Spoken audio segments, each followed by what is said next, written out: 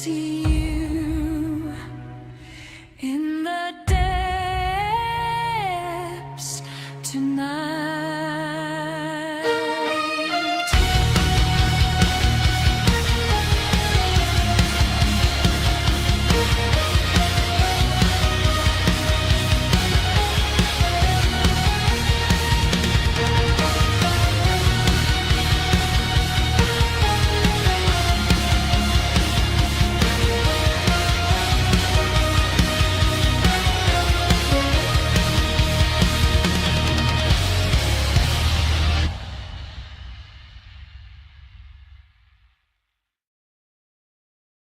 Hey there, role players, gamers, geeks, freaks, and everyone in between. Welcome to Deacon's Table. And this is our first official Dungeon Crawlers episode as we take on the Southgrove Sanctuary. This will be one of many parts, as we only do about 2-hour sessions, hour and a half to 2 hours. And then we continue next time around on where we are. And it is just what the name of the series is entitled. It is a dungeon crawl. Room by room, we explore, expand, and take on whatever may come. We are short. We were short 1 player and 2 player. Now we're back to 3 are with us again. We are short Xylea. She's not currently with us at the moment, having microphone troubles for whatever reason. I guess her browser is not liking to use the microphone. I think that might be what's the problem. So either way, I want to welcome everybody that is here to play at the moment, and we will see if Xylea will be able to join us at some point. But in the meantime, let's figure out who is here, who they are, and who they're playing. And we're going to start off with Carrie. Carrie, you're there. Who are you, and who are you playing? Hi. I'm playing Carrie, who is a Hollowborn and Warden multi-class.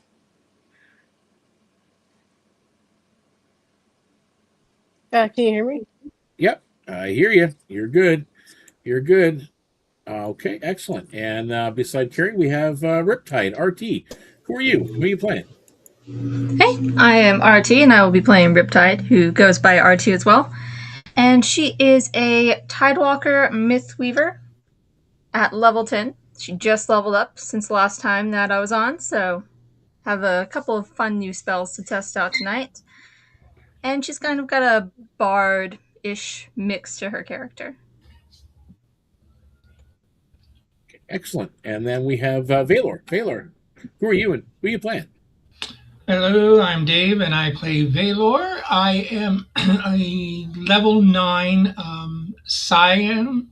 I am a bog caller, as you could tell, the toadish look that I portray. But anyways, I'm here to make sure that the books remain on the shelf, RT. Excellent.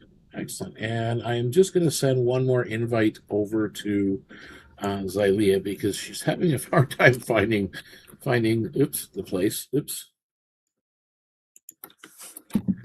Where we're supposed to be. There we go. All right. So hopefully she will be able to join us momentarily. So where we kind of left off when we were kind of playing online, we did the Grove, the hidden grove, the sanctuary that is above ground, hidden away in the Southgrove, which is in Veyru's grant. Oh, there she is. Bring her back. And I will shrink her down. And your voice last time was good. Your audio, maybe on the low side, at least for me, but everybody else I think can hear you fine, Xylea. So we will introduce you as well before we get into it. Xylea, who are you and who are you playing? At least we did have you. Just a Wood Elf Druid level 8. Wood Elf Druid level 8. Excellent. Okay, and we will just as a recap again. There was the Grove above in Southgrove Verge, which is in Veyru's grant, and you were kind of inspecting the area because an individual was seen entering that grove and they have not been seen since. So you guys had already explored the grove a little bit and found out that yes, there is like it's a druid burial site. There's spirits there. Nothing really bad, but you guys were able to find another hidden entrance to a stairwell going down beneath the grove itself, where the tracks of this individual had led. Now, at this point, there's a special guest that is staying in the outpost. It is Lady Reika from House Veyru, who Xylea is very familiar with, but has yet to have the moment where they come face to face. That is coming. But she has requested that homesteaders be sent out to inform this individual that she would like to have a conversation with her, but not to force her. She's not forced to come back, but she would like to have a conversation with this individual. So that's why you guys have been sent out to just kind of pass the message along and make sure she's okay. Because again, she hasn't been heard or seen from in over a week. That she has been down beneath the grove, beneath Southgrove. So you guys are standing at the top, and just to kind of, you are looking down. The roots of this ancient tree close around a descending staircase. It's almost like the ribs of some vast sleeping creature. The stone steps are worn smooth at the center. No footprints mark the dust that are there. So the footprints led to this point, but then that's it. Faint golden light glimmers from narrow seams in the walls, revealing carvings of leaves, twisted roots, and small winged figures whose faces have been deliberately worn away. The stair curls downward in a spiral. It's narrow enough that two travelers can't go side by side. Veylor, you're a larger individual. You fit through no problem, but there's no way that someone else would even be able to probably squeeze past your presence going down the stairs. But it's comfortable but narrow. Excuse thick me. roots. Yes. Did you say the winged creatures that are carved along the stairwell down have their faces scratched off? Yes. Oh. Sorry, thank you. So thick roots do press close overhead and along the outer wall, while the inner edge drops around the central spiral into darkness below. Who's entering the stairwell? I think I will go first because I guess I'm going to be on tank duty again. Okay. So you are first. Xylea will follow after her. Okay. And who's after Xylea? Do you want to be the caboose, Veiler? Yeah, I'll make sure nobody gets past us. All right, I'll take 3. Okay. So you guys move start heading down the stairs. Into, as I said, it's all root overgrown at this point as you're going down. As the last of you begins the descent, the grove above remains visible through the opening behind you in the roots. Mind you, casting shadows now as you're going down. You can just continue down the stairs, or if you like to take your time, because as I said, there are those carved figures. There's other things if someone wants, they can take the time as you're going down, roll either a history or an investigation on the space as you are descending the stairs. I would like to roll investigation. I'll give history a shot. Whoever wants to do it. And I have advantage to investigation because this is underground. Hey, that's not too bad. Okay, let's see.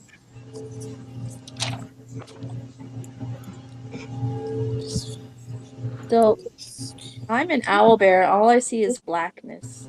Okay, I- I rolled a 19 for All you see investigation. is black. How do You're I gonna have to expand zoom. it out? Scroll. Yeah, you got to zoom in and kind of move around. We're there. I don't have a mouse. I just have the laptop with the little pad. So how do I scroll out on a Do you laptop with a little Screen pad? maybe, space or bar and then scroll on the pad? if you're on What? a phone, Space It's bar. No, just- the owl bear's on the computer. Yeah, no. But if you're on the laptop, just I think you hit space bar and then use your finger on the pad. yeah, or whatever you use normally as a mouse wheel. I don't have my normal mouse wheel. That's why I'm So you have confused. a touchpad though, right? So there's usually Right. on the far left or the far right of the touchpad is usually, if you kind of scroll your finger quickly along that area, we'll either zoom in or zoom out. Usually, that's how they Moves. work. Oh, okay, I see it. It's just super, super tiny. Yeah, you're Yeah, looking big at the room. whole map. You just kind of got to zoom in on where you guys are. Yes, it's a big map. I warn you now ahead of time.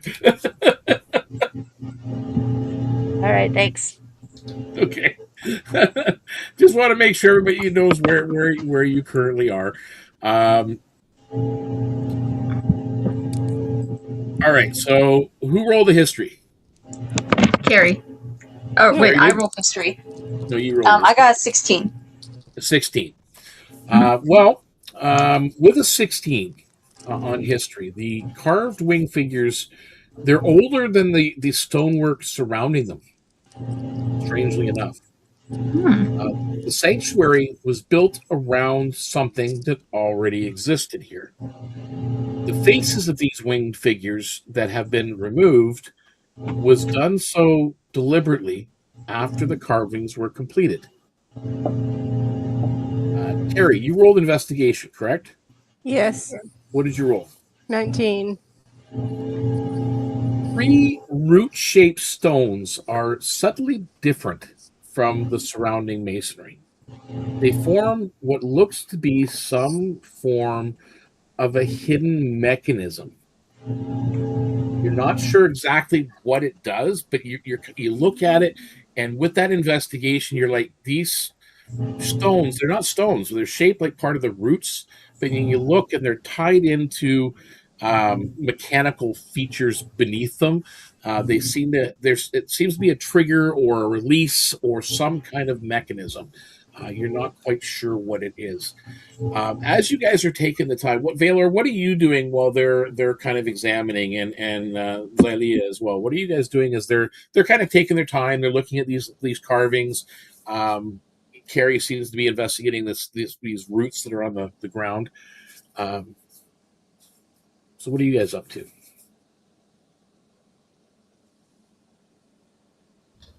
Well, I don't know how far down this stairwell I am. I'm kind of like around the corner, so I'm not really seeing what's going on. Yeah, well, at this point, it's literally you guys are Are we all in the direction? Okay. 5, 10, 15, 20, like you can see around the corner. Okay. There's a bend. It's still it's winding around. There's like another corner up ahead, but they're taking their time. So like you've got Riptide in front of you that she's kind of stopped. She's looking at these carvings that are on the wall, and then at the very front of the line you've got Carrie kind of stopped looking at this set of roots that are on the ground. Okay, and you've already determined that there's been no footprints down there yet. There's no footprints that you can noticeable footprints you can see on the stairs. Okay, maybe I'll give it a general perception of the corridor, the things that are around. Noticing there's those carvings. Are they in one spot, or are they throughout? They're all the way along the walls. Okay, so I'm going to look further at some of these winged creatures, and is it something that I may know or not know of? Are they okay? Well, you can, if you want to do it just a generalized perception, you can, Sure. or you can roll a history or an investigation as well. Okay, I'll do an investigation. We'll see what happens with it.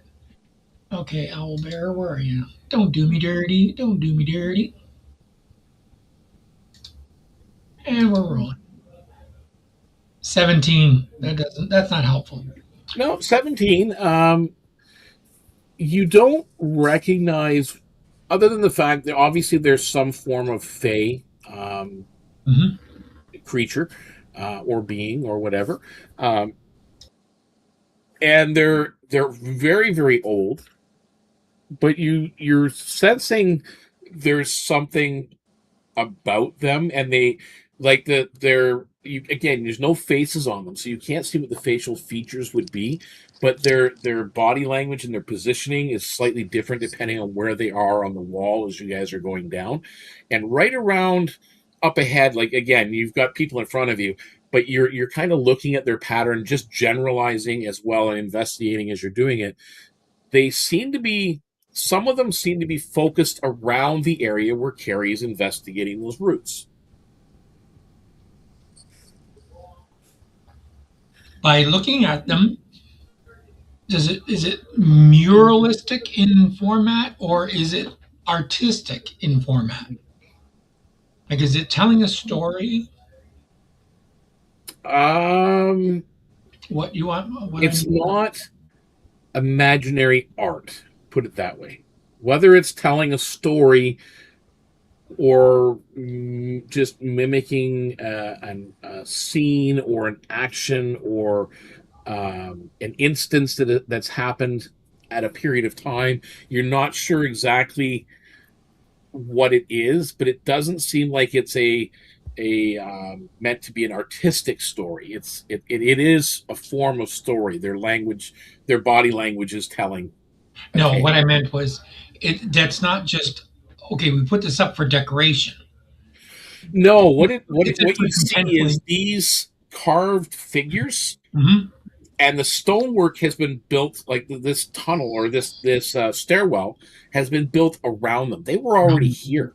Okay. Whatever these stone carved figures were already here, and they built this actual stairwell passage underground around them, and the roots have grown around them. Okay, so Zalia's in front of me. No. Yes, Zalia is between Carrie and Riptide. Okay, but I know, I thought she was right in front of me. So I'm just going to convey to Zalia, are you getting any druid sense from this? Like, would this have been possibly an old druid grove at some point? So I'm going to put the ball in her court. So Zalia, what are you doing? And you do know that from the exploration above, it was at one time, the grove above was a druid circle at one time. She would probably say that then, that when we came in, it looked like an old druid circle at one time. Once. Roll me, Zalia, roll me a religion check.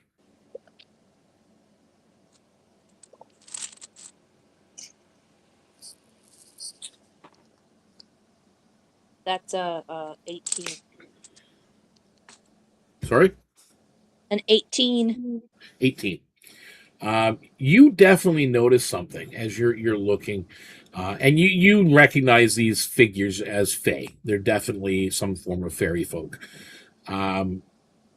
You are getting a sense that the roots are around this stairwell, and around these carvings are slightly moving and alive. So you're the first one to notice it, that they are slightly moving. Are you saying anything? Sure, I would tell the others that these roots are alive. They're moving.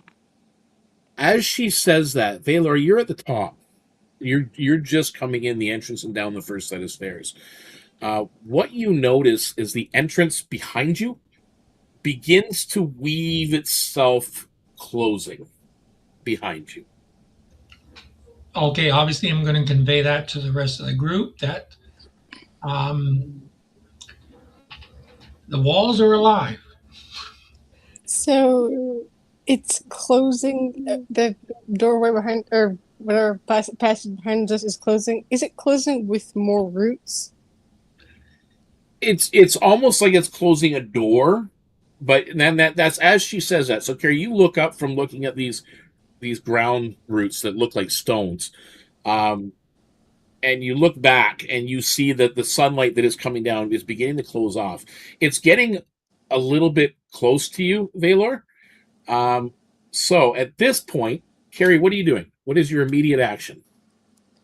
I'm trying to figure out if whatever is closing this passage behind us is the sort of thing that if we need to get back out in a hurry, if I can maybe cut it open if I chop at it hard enough. Well, you're Zelia would stop like her 20 if feet she away. starts to do that. And say, So don't worry, Xylea, if we can't get out there, I can always dig us out. Okay. so Xylea says she can dig you out no matter what. So like Xylea, what is your immediate action?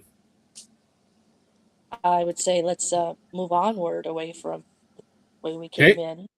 So she says move on. Carrie, you're trying to figure out the entrance. Riptide.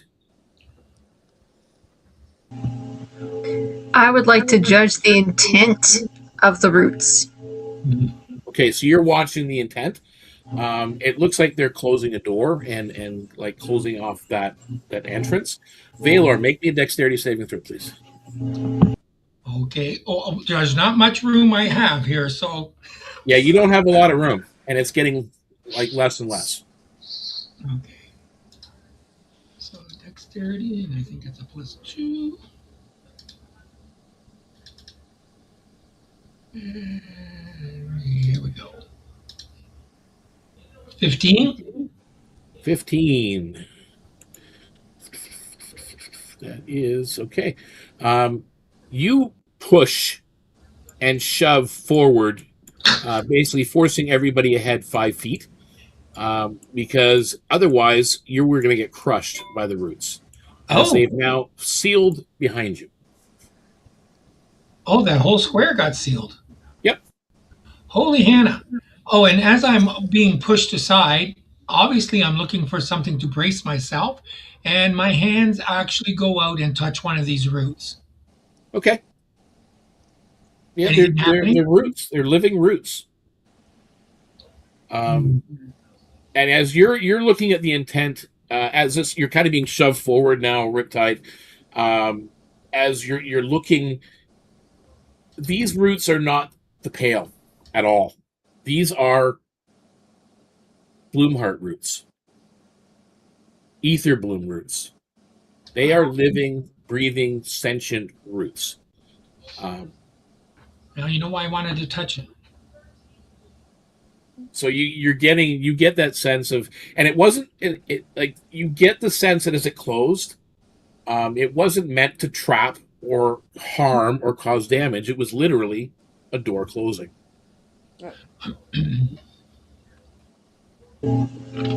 As creepy as that was, it seems that it's just a door situation. We can carry on safely. Speaking of Carrie, you mentioned that there was a mechanism. Did you try pulling that yet? Not yet. I'm trying to figure out what this mechanism thing does. Okay, you can make me an intelligence, just like an intelligence check with your intelligence modifier. No skill attached to it. That You know there's a mechanism there. is 15. 15. With a 15, yeah, you realize that if you kind of push that one root, you lift the other one slightly and slide the last one. And as you do, all of a sudden the roots at top start opening again. Okay, that's good to know. All right, we found the doorknob. Okay, I need to also open up the space so you guys can see. More stairs going down. Well, What's we the got intent, somebody guys? to rescue. You kind of got the answers from the walls you can't hear. Do you just continue down the stairs? I follow the line.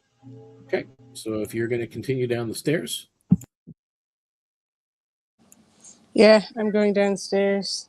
Okay, so that winds around the space and ends at a door.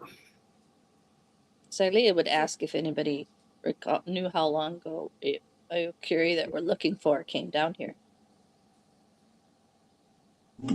About a week ago. Yeah, a week or a little more, maybe even 2 weeks. Close to. Been a I while. open the door.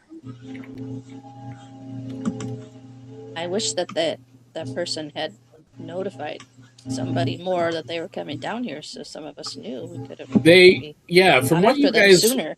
what you guys have gathered, is the individual you're looking for.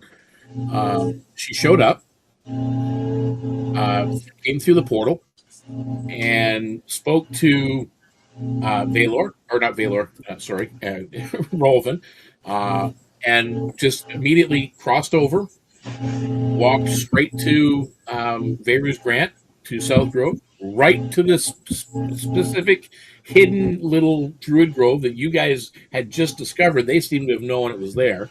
Walked right in, and that was it. It's the last of anybody seen it. They should have sent us here a few days after she didn't come out. A whole week. Trying to figure out if there's a way I can turn Xylea's volume up somehow. I'm trying to see if there's a way. I don't see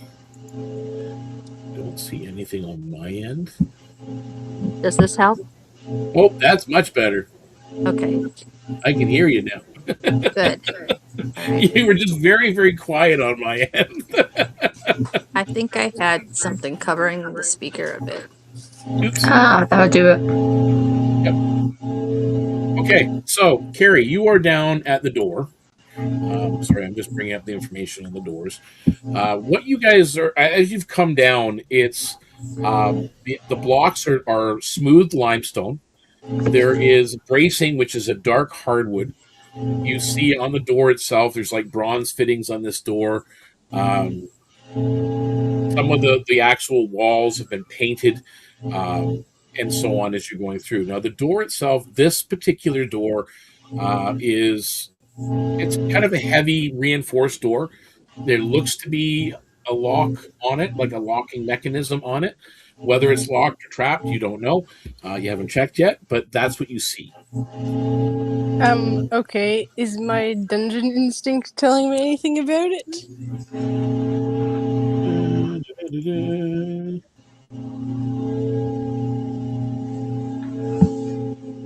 Check to see what that dungeon instinct.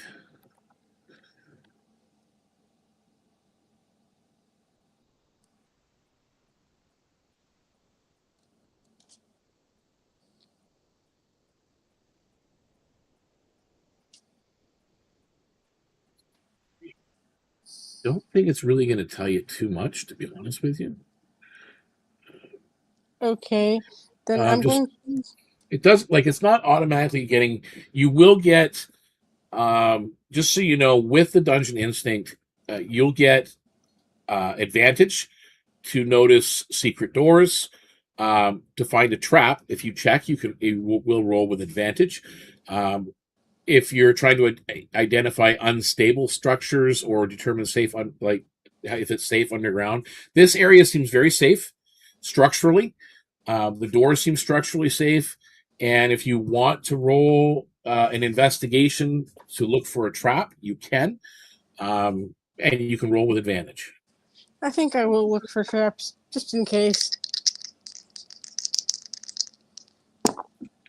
Although you do think her that Aokiri probably would have triggered them if she came down before us. Oh, good point. Okay, that's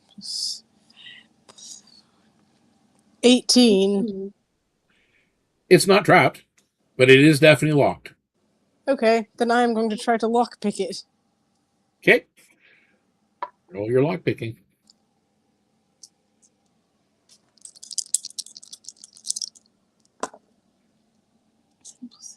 That is 18. 18. That's exactly what you needed. It was tough. And for a moment, you like, and anybody who's behind you, RT, you're right behind Carrie, and you're noticing the lockpick as she's using it. It's bending. It almost looks like it's going to snap, but then all of a sudden you hear a click from the door. Is that a good click or a bad click?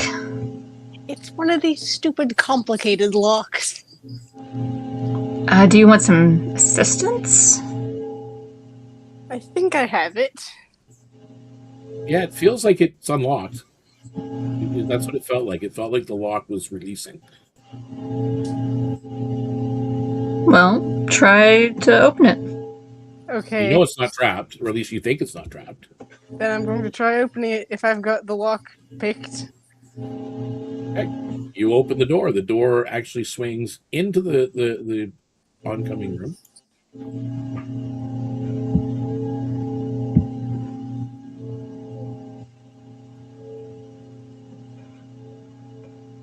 Okay. Number. What is that? Okay, so you have entered into the stair opens into a low chamber where pale roots descend through the ceiling and vanish into narrow channels cut through the floor. A stone figure stands beside the eastern wall. It resembles a robed scholar, both hands resting upon a closed book held against his chest. Its face has no eyes, yet you, Carrie, as you enter, you have that unmistakable sensation that you're being watched. The chamber is wider than the stairs, so if you enter into the chamber, there's much more room to move around. But it's still low and it's enclosed, and it seems like no matter where you go, there's a door, as you can see in the other corner. No matter where you go, it feels like you have to pass this to enter whatever it is you guys are entering into. You have to pass this particular spot. And Baylor, I'll let you move down. You guys can move to where you are. Along one wall is a small recessed alcove that contains a stone bench. Oops, hang on 1 second. I just lost my place here. Sorry. Ding, ding, ding, ding, ding, ding, ding. Yeah, sorry, I got two little notes here. The stone figure, as I said, stands beside the eastern wall, shaped like a robed scholar with both hands resting on a closed book. Face has no eyes, but you feel like you're being watched. The statue seems to have been positioned so that every route to go into that door has to pass the statue. Every route or every route? Every route. Sorry, I'm Canadian. Route. We have both in here, routes and roots. Yeah, the roots, the plant roots crossing the floor guide thin streams of water towards a small recessed alcove. Within the recess sits a plain stone bench beside a shallow water basin and a neat stack of clean clothes. Set into the wall beside the alcove is a closed cabinet of fitted stone and dark metal. A visible lock secures its door. The chamber is wider than the stairs behind you, but still low and enclosed. For several moments, the stone scholar, it just stands there. But then all of a sudden, you're really looking around. All of you make a perception check.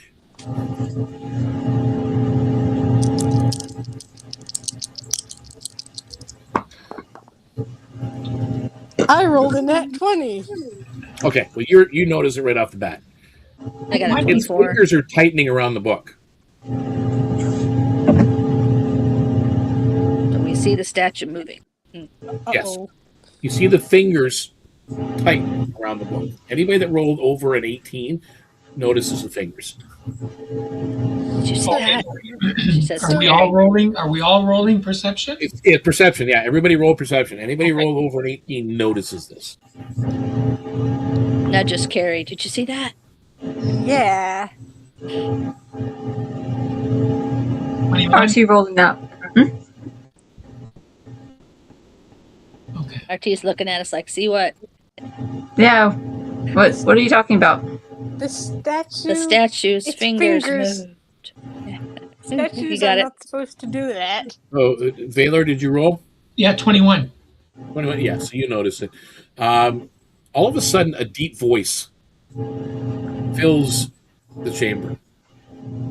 State your purpose and hold no falsehood in your heart.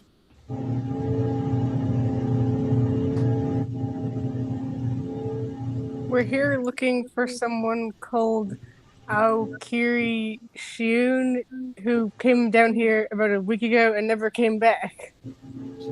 We're on assignment from House Veyru. Yes, we're also looking for any information we can find as we go about this place. You hear the voice fills the chamber again. Yes, a stringy scholar did pass through this chamber. She entered willfully. She answered truthfully. And she continued deeper into the sanctuary.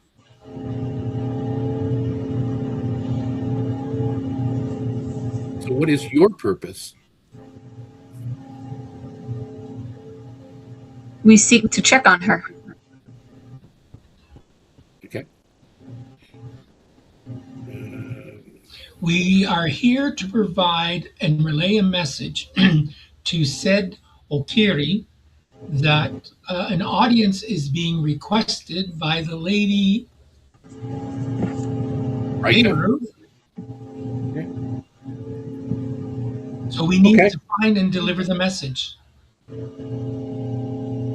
And we ask that you allow us to enter your humble abode.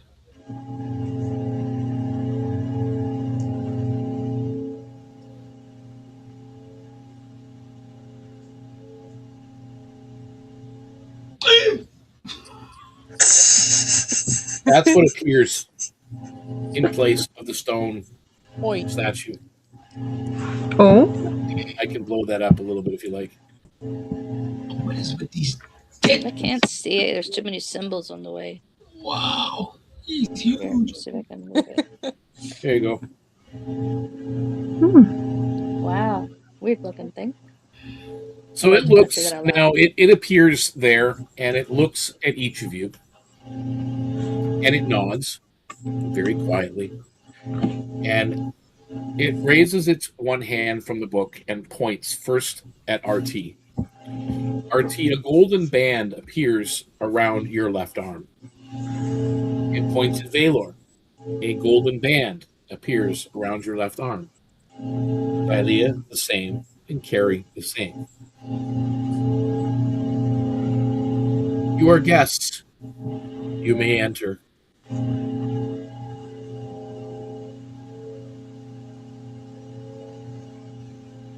When I stare at him, when I look at him and observe him, is he like a fiery little demon?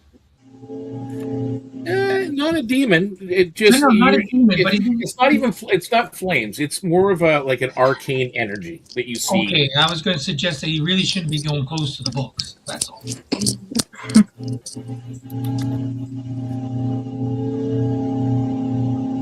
So Ilea would ask it what its purpose is here, what it is, and how long has it been here. So you're having a conversation. Roll me persuasion. Carrie is going to very politely ask if we should take a bath here because there's this pool of water and all. That's 15. I am just a watcher, a sentinel for the sanctuary. Whose sanctuary is it? Yeah. Theirs. It's looking back. It's looking past Valor. Back towards the stairs. The Earth Sprite community that lived here? Theirs. Okay. Do you have a name? No. I'm Valor. I am the sentinel. Okay. Can I call you Bert? Burnt. It doesn't respond to that. Okay, what's with the clothes on that bench? And are we supposed to take a bath here or something? Do you look like? Do you go to look at the clothes? Like it's not stopping you. It's not. I would like granted you to. permission to continue. I would too. So just to kind of recap, the Sentinels here. There's these root channels that channel the water down through the thing into that stone basin that's in that area, which looks like it's a washing area. There's a stone bench there. There is a locked cabinet built into the recess. And there is a stack of what looks to be like robes, clean clothes.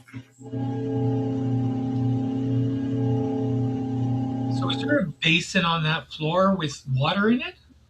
Yep, clean water too. Okay, I'm going to go and examine that water. Okay, what are you examining it for?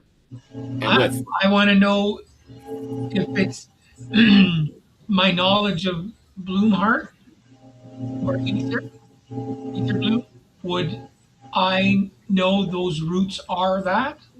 Well, pretty much you've identified most of the roots now that you see moving and working within the space as part of the Bloomheart network, root network. The water itself, it looks like clear spring water. And I'm going to take one of my empty flasks and I'm going to fill it up with water. It's slightly warmer than room temperature. Yeah, that's fine. So yeah, you fill it up with water, and the water, it's still, water is almost like it's refilling on its own, circulating through that basin. So it's always clean. Who else is doing anything? I'm going to ask this guardian if we're supposed to take a bath here, because with some temples, the thing to do before you go into them is take a bath. It looks over all of you, and then looks to its book, goes over a few pages in the book. Do what you think is required.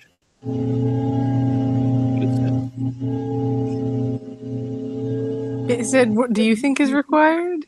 Do what you think. Oh. Is required. Okay.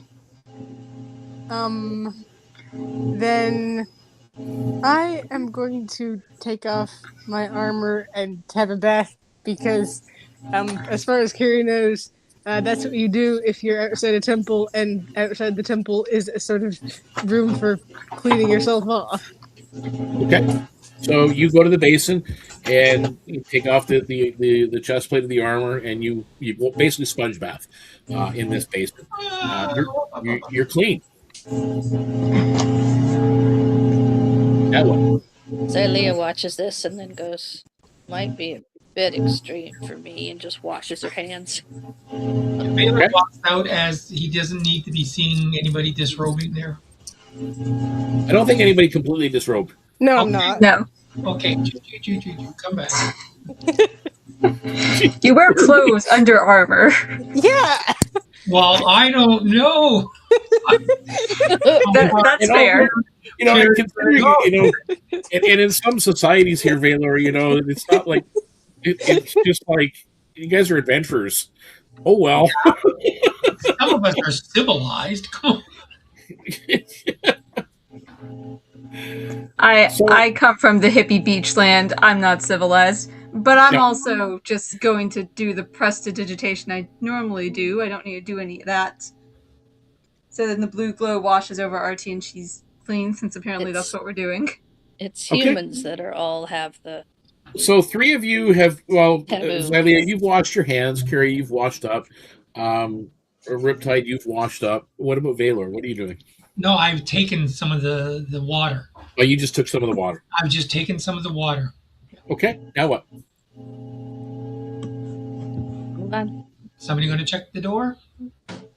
Who's our master lockpicker person? Me. Wait a minute, we don't have to pick a lock now. You just said we had permission to put gold bands on our wrists. I don't know. Have you looked at the We door? don't know that yet. Well, the thing is... Well, we gotta go look at it first. Try just opening it.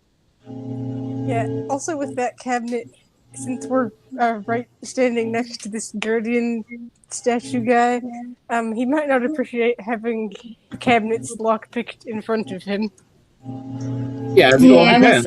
Are you looking at the cabinet and the lock on the cabinet? Yeah. As I your was talking hand about that. touches the lock, it opens. That's not a very good lock. It's and those other than Carrie looking, notice that the golden armband just flashes for a moment as her hand touches the lock. Carrie, I don't think you want to touch that. The what now? Okay, so Carrie, you I said you think were that examining the lock. So Our when you reach armbands down are your hand, unlocking.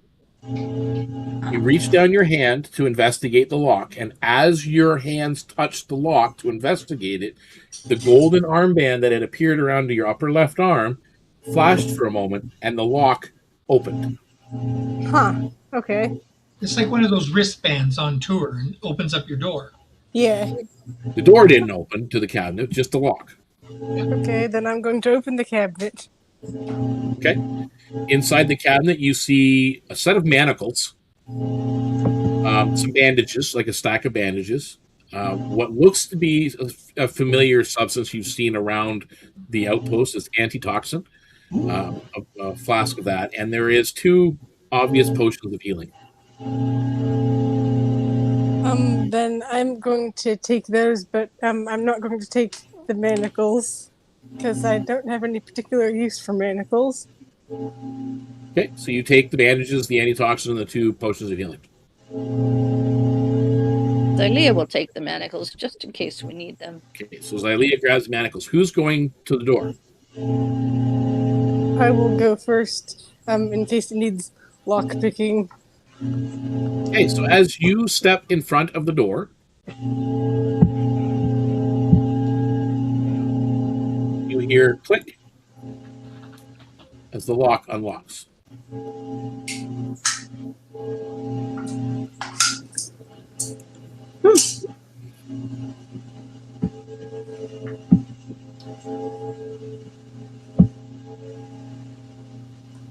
are you guys doing? I'm The bad son on through? yeah, going through the door. Okay. Going around.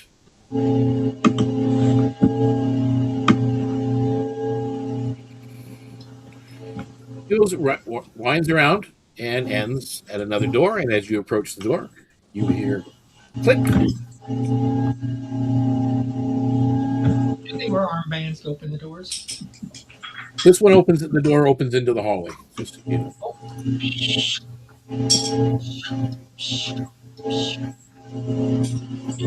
What?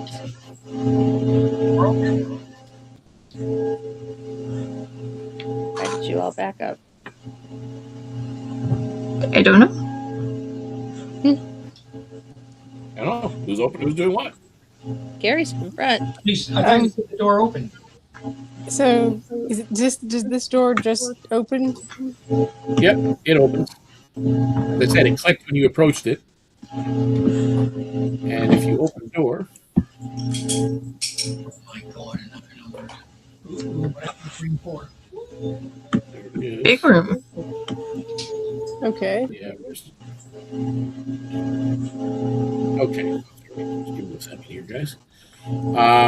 The door opens, and it opens into a warm rectangular hall, illuminated by amber lamps suspended from dark wooden beams. Woven rugs soften the stone floor, and the walls are painted with flowering vines and distant landscapes. A broad reception desk stands near the center of the chamber, positioned so that whoever sits behind it can watch both the entrances and the passages leading further into the sanctuary. Where is my map? Tokens. Where is it? Yeah, sanctuary. This guy. I think it's only one. I think. Double check. A resident in plain gray-green robes looks up from behind the desk as you enter. Across its surface sits blank visitor cards, wax tablets, ink, several keys, and a small brass bell. Behind the desk are neatly arranged shelves and storage spaces while several passages branch away towards deeper parts of the sanctuary. The chamber is noticeably larger and more welcoming than the rooms behind you. Lamps, painted walls, rugs, and the quiet movement of this individual makes one thing increasingly clear. The place is not abandoned, it's inhabited. This reception rises. Looking at this receptionist, is this a person? Is this a construct?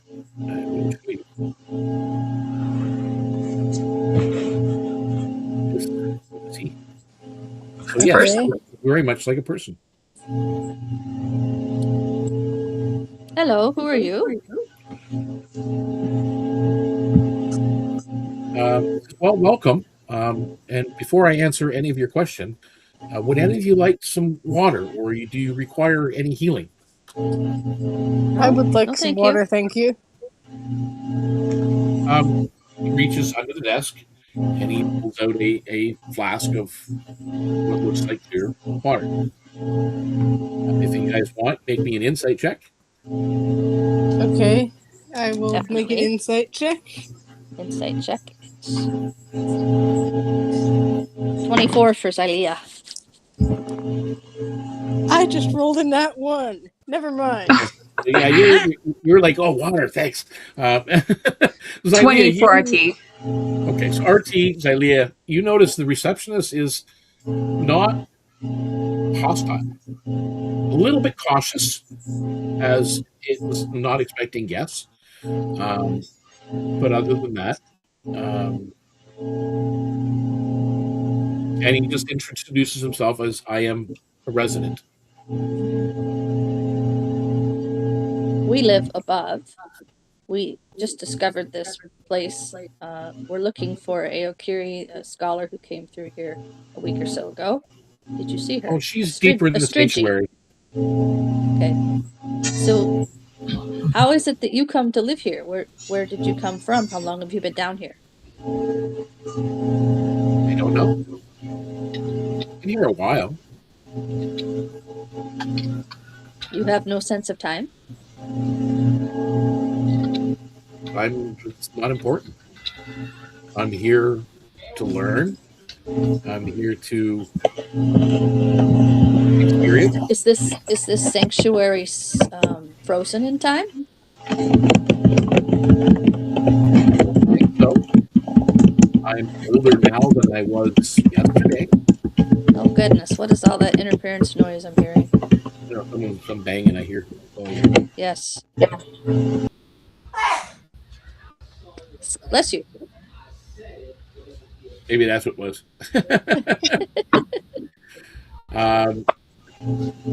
Sorry, I was typing, so that may have been the keys typing. Yes, that was it. Yes, okay. Apologies, that was the question. He's not and he doesn't ask anything of you. He's not asking for anything specific like the Sentinel did. He's just basically welcomed you and offered you water, and asked if you needed healing. I'm going to pepper him with questions. Who told you to be here? Who gave you this job to be this receptionist? Where did you? It's just a job that I took on to do. Where were you when you took on the job to do? I was studying in the library when I decided, there should be a receptionist here. Where's the library? Here. Where in here? Well, there as well. How did you get into the library from outside? Oh, well, originally I was, not from here. Where were you from? From Summerwave. Summerwave. And how did you come to be here, studying in the library? trying to get in, and I have no screen. What's going on? Why can I not see my screen? There you are.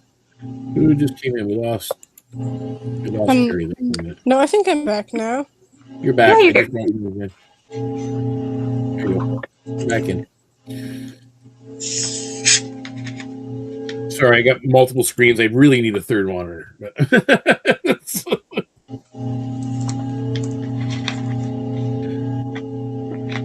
So yeah, he's really not giving you a direct answer to anything. He's just pleasant and welcoming. And as I said, on the desk, you do see visitor cards. You see these wax tablets meant for recording your looks like names, almost like a guest book, so to speak. There's ink. There's writing implements. There are various keys. And there's this small brass bell. Is this person wearing anything that would represent the Circle of the Magi? Roll me perception. Okay. They're wearing similar robes that you've seen outside that were stacked up, neatly clean by the basin. But let's see what your perception picks up.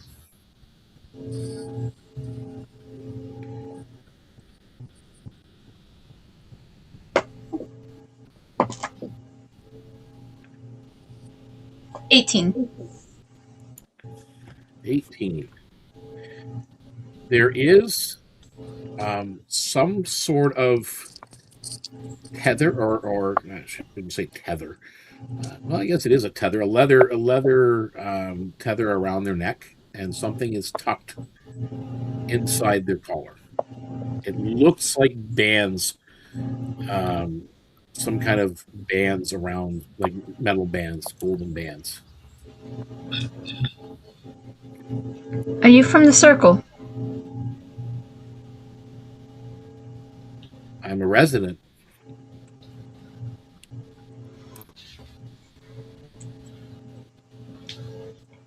Do they appear to be under any sort of magical influence?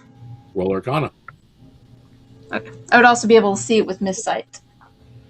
Oh, yeah, that's right. No.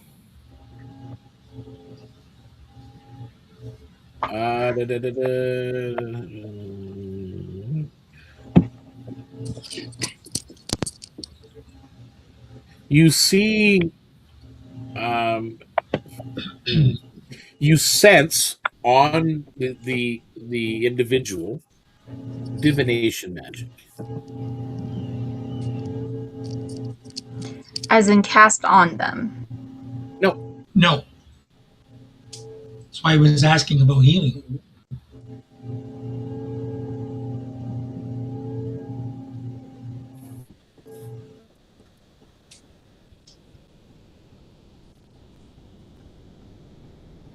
Is there anything specific you're asking? And are you looking around anywhere else? There's two doors past the reception desk, and there's these two open spaces to your left and your right.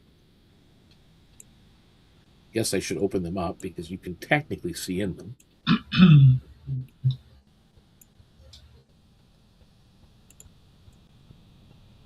Also, does anything happen to me when I drink the water? Nope, it's water. Okay. Cool, refreshing, yummy.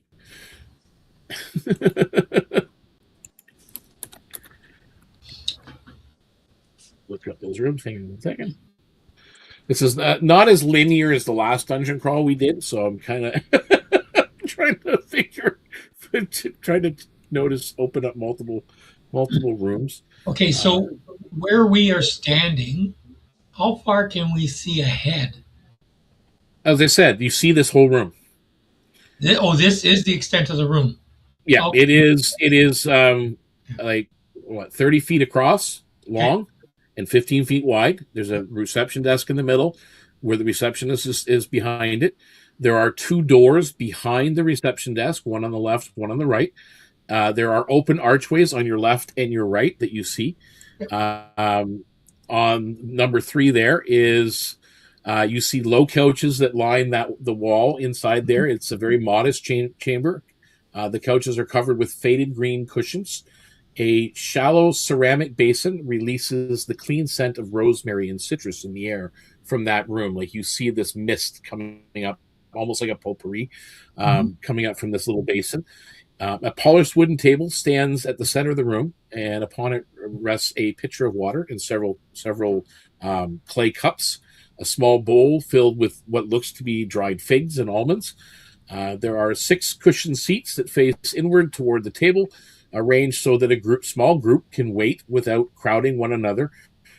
Several harmless botanical illustrations decorate the walls depicting herbs, flowers, roots, and cultivated underground plants. A low brazier stands near one wall, cold at present, but clearly intended to use during colder months. Nothing here is luxurious, but everything has been arranged with deliberate care. There's, again, it's just an open passage between the two. Then there's the other area on your left, room number 4. It's dark wooden lockers that seem to be with numbered pegs and shelves and bronze-bound storage compartments line the walls of this room. Looks like mud trays and drying racks near the entrance, positioned where travelers can remove any dirty outer garments or wet equipment before carrying them further into the sanctuary. Several reinforced lockers bear small warning plaques marking them for dangerous or unstable equipment. Others are larger than the rest, but clearly built to hold polearms, shields, heavy packs, and sealed containers. There's a clear aisle that runs between the storage walls, leaving enough room to remove armor, packs, and equipment without blocking the doorway. Some lockers are plain wood reinforced with bronze strips. Others are visibly heavier with thicker hinges, stronger locks, and additional fittings built into the surrounding frame. Nothing here appears to be abandoned. It is active and organized storage. Okay. If I'm just going to suggest to anybody in the group, because I want to know whether or not the architecture in here matches what potentially could be the date of those stairs, or is this an add-on recent, for example, or has this been here for one heck of a long time? I don't know if somebody has that skill to determine that. I have stone cunning. Yes, I figure somebody has. Yeah, stone cutting. Roll me investigation, Carrie. Okay.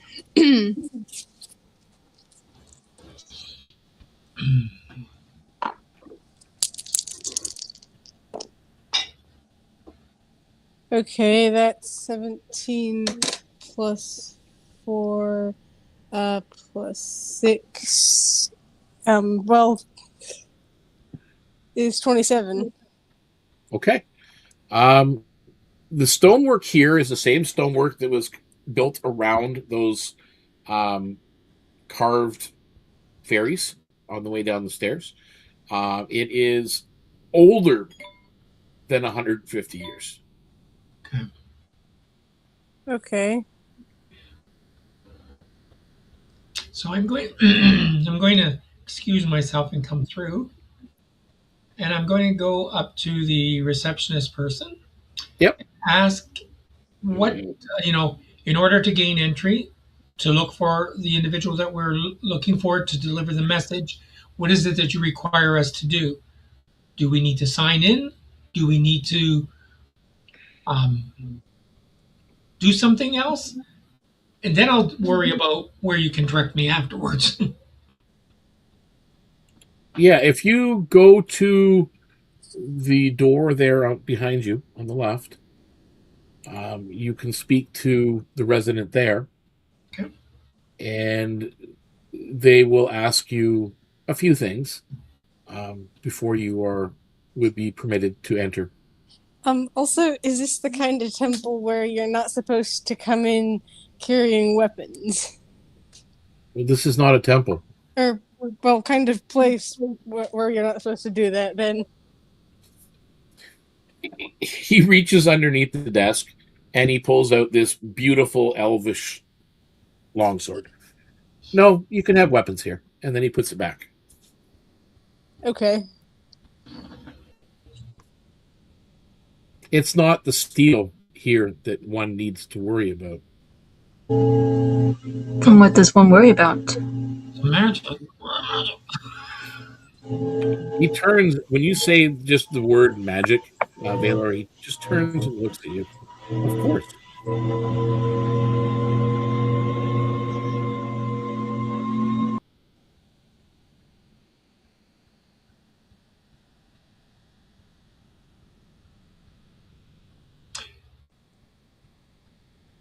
Did we lose everybody? I don't know. Oh, it came awfully quiet. No, I'm here. Waiting on you guys. I want to maybe not do a little bit of insight on this gentle person. I don't. You know what? No, because I don't really question that they're doing anything malicious or ill intent or anything like that. I think the person's just doing their job. Yeah, that's what it seemed to be. Like, as I said, when you guys first came in, actually, you get some people rolled the insight there already, and yeah, there was no ill intent. A little bit cautious, but other than that, nothing. Especially when four of you come in at one time. Yeah. He's duplicating himself. No, just from around the corner here, you notice that someone comes out from around the corner and they're putting stuff away. Looks, again, wearing the same robes, not the same facial features or anything like that, but it's Well, they could be there. twins. They seem to be busy working in that room, putting stuff away. I just remembered something. So, as yesterday, as I figured out with Valara, there's some necromancy going on with some of Carrie's scars. Do these people seem to notice the necromancy? I don't know. Do they? Do you ask them? No, I'm not asking them. I'm not asking them. I'm asking you if that is something like that they would just pick up on without Carrie saying anything about it. They haven't. They don't acknowledge you any different than anybody else. Okay.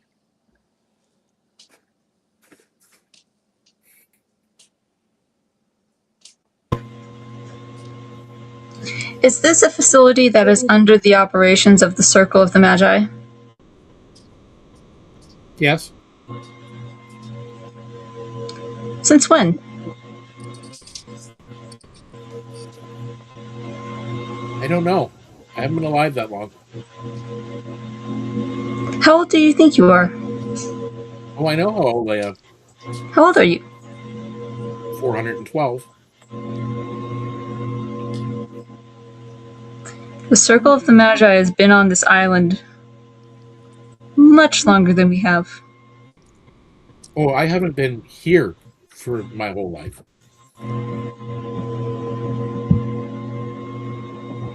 I've only been reception for 3 years. 3 years. But I was in the library before that. And was the library here, or was the library elsewhere?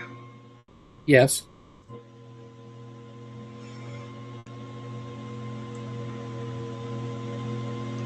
This is one of those strange dimension-y things that the Magi does, right? Well, the PC, you guys as PCs are not aware of this, but people that have experienced it before, from our Emerald Legion campaign, know that the spire that's in the Middle Lands is the central hub of the Circle of Magi, and it is an interdimensional tower that exists there and elsewhere at the same time. And this, perhaps, is one of those extensions.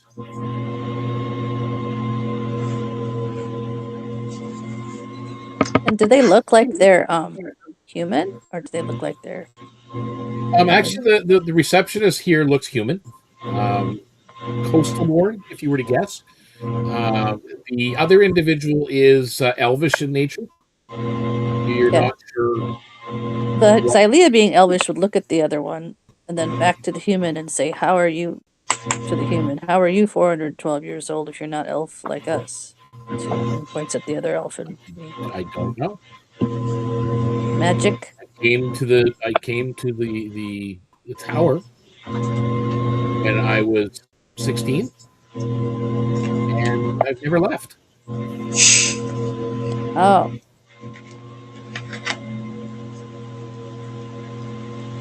So the time that you've spent in the tower is 412 years. You're not 412 years old. I No, get I'm it. 412 years.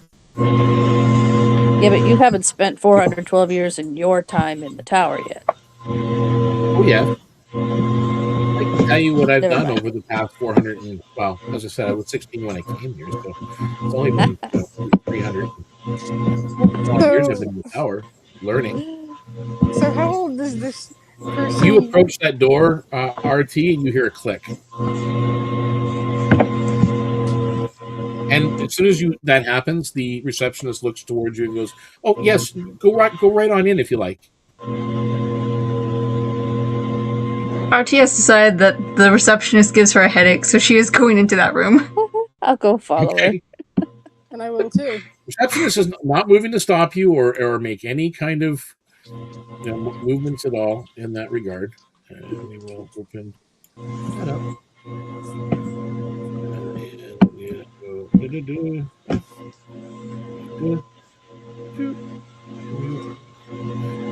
Okay, this room. Shelves filled with slim ledgers line the walls from floor to ceiling. Each book is bound in plain leather and marked only with a year and a small geometric symbol. A narrow writing desk stands beneath a hanging lamp. Beside it is a shallow bowl containing dozens of smooth black stones. The chamber itself is long, it's not long. It's 15 feet by 15 feet. You can work side by side in this room. You can move around. The ledgers are packed tightly into ordered rows, while the black stones sit within easy reach of the desk. Each stone is polished smooth. Each bears a very faint cliff. There is a resident kind of in the corner looking at some of the books and organizing things, and just kind of turns towards you and nods and continues doing what they're doing. What are you guys doing as you enter the room? I thought this was the room that he said that we'd have to talk to a person that asked questions. Was that the lower room instead? Nope, you're in the right room. The guy out there said that someone over here was going to ask us questions. Is that you? Oh, yes, if you, well, depends on what you're looking to do. What is We're looking for somebody. Oh, who is it you're looking for? There's lots of residents here. Aokiri. How many residents are there? Here, I believe the last count is. Oh, 1 second. He reaches over and pulls out a book. Currently, there is 27 living here. How does one come to live here? You're invited to stay, and if you choose to stay, you can. Who does the inviting? What is your name? And RT, look at you. What is your name? RT. Where are you from? Sora. Oh, Sora. Been there once. A long time now. Oh, and you're here to find Aokiri. Yes. Ah, and you were invited by them? We were asked to search for them by somebody who would like to talk to them. Oh, and who's that? House Veyru's representative. Ah, House Veyru. That's the Taishihiro Empire. Oh, I see. And how long do you plan on staying? Until we find them. Okay. I see. Is there anything that you have on you that's dangerous that we need to know about? RT starts looking down at everything she's wearing. What do you consider dangerous? That's what Xylea steps up and says. Do you consider dangerous? I'm Xylea, by the way. He asks you From the Tashaharo. same. Okay, he asks you a very same series of questions, and as each person comes into the room, he will ask each of you the same thing, with the exception of Carrie. Strange. You have a magical condition.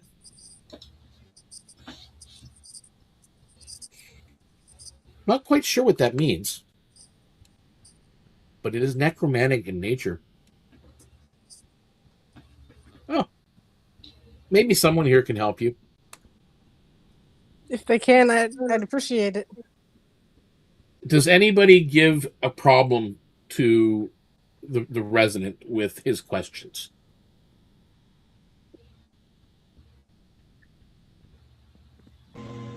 I'm still outside with the receptionist, so. Okay, so go back into the receptionist. Yes, Veiler, what are you doing with the receptionist? I want to know if the receptionist has a manner in which they can page the individual we're looking for, Kiri? Akori? I'm going to call it Akori. Well, yeah, one moment. And as you ask that, he reaches down and grabs that brass bell off the desk and shakes it. No sound. You don't hear a sound at all, Valor. But you notice that the resident that's in room 4 looks in the direction of the bell. Those of you that are in room 6 notice the resident look away from the books for a second towards the door to the sound to where you guys came from, to the reception area, but none of you hear a bell. Well, she knows that visitors are here now. Oh. So maybe she's just been down here studying all this time? Don't know. As I said, we're in the reception room. Oh, the receptionist said that to Valor. Yes. Well, the receptionist, Valor asked the receptionist if Okay. he could notify Corey. He grabbed this bell, shook it. Yeah. There's no knocker on the bell, but shook it, and every resident that you guys are aware of turned towards the reception room at that moment. So, Valor, you know what the receptionist just did, or apparently did, and he just says that now she knows that there are visitors.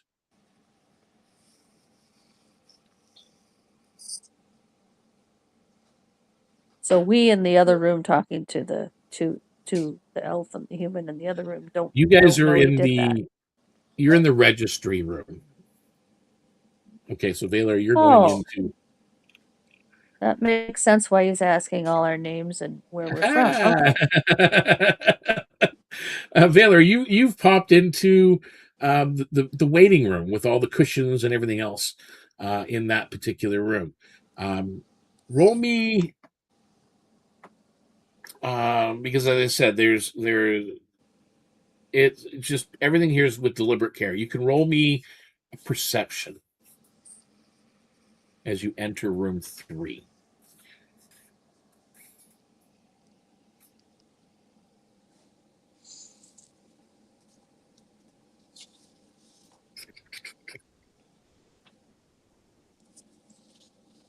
Oh dear. 13? Actually, a 13. Well, you notice that the water, the pitcher of water, the dried fruit, and other refreshments, it's been put here recently. It's not old.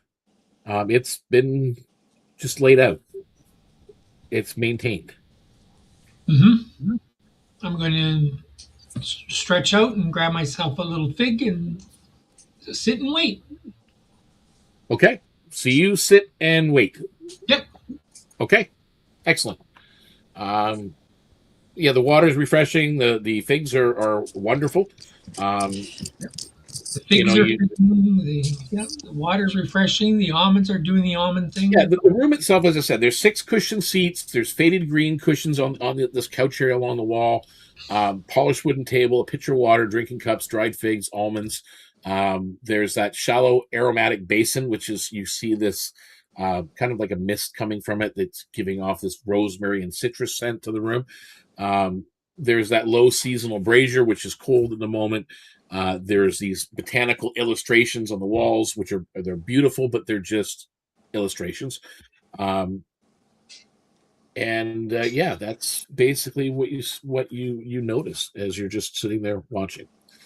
So back to room 6, where you guys are talking with the registration clerk. So Zylea's going to ask the registration clerk, hey, after we talk to Aokiri and whatever we do what we need to do, can I come back here anytime? I don't have the authority to invite you to come back, but someone might invite you to come back. I'd certainly very much like to. I'd like to study. There are some definite things that I think I could learn here.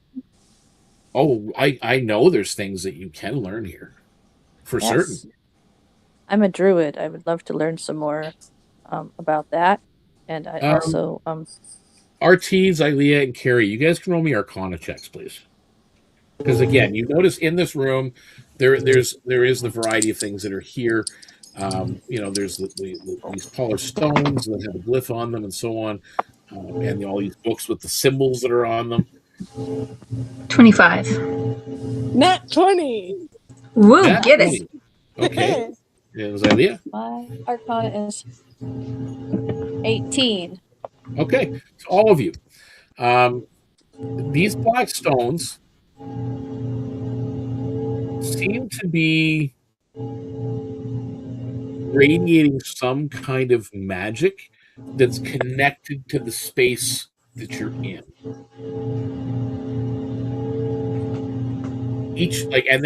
There's a bowl of these stones.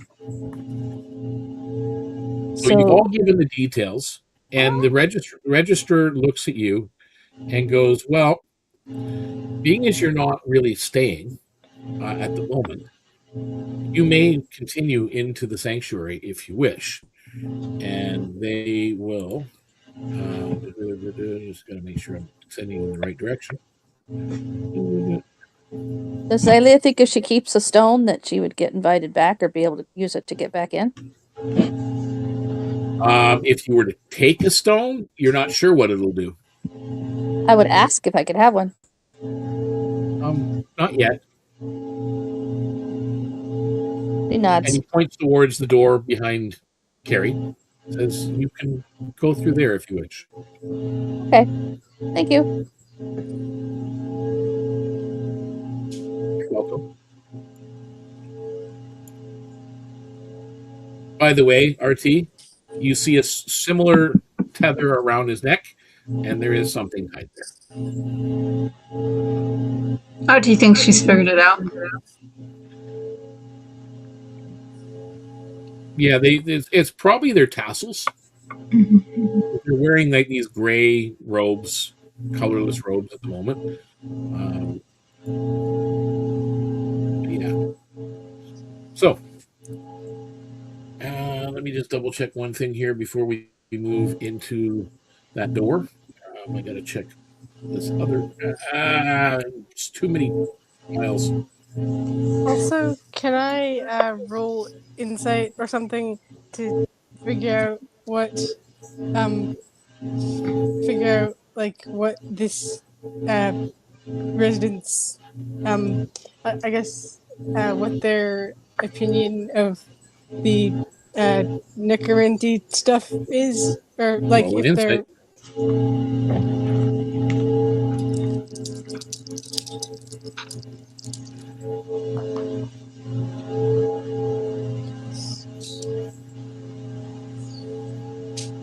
Okay, that's 13 plus 18.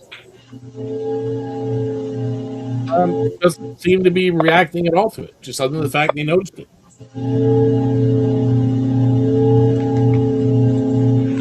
So, is there someone here who could maybe help me with that? Maybe.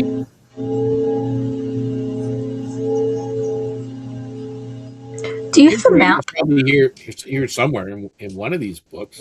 Maybe.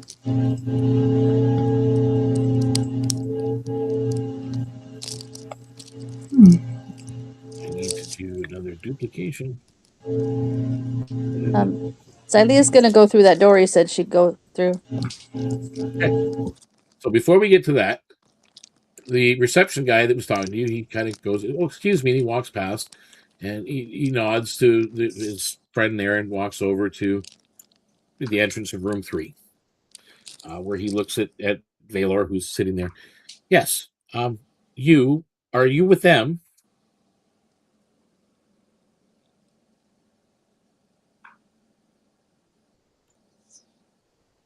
You went to sleep. Are you sleeping, Valor?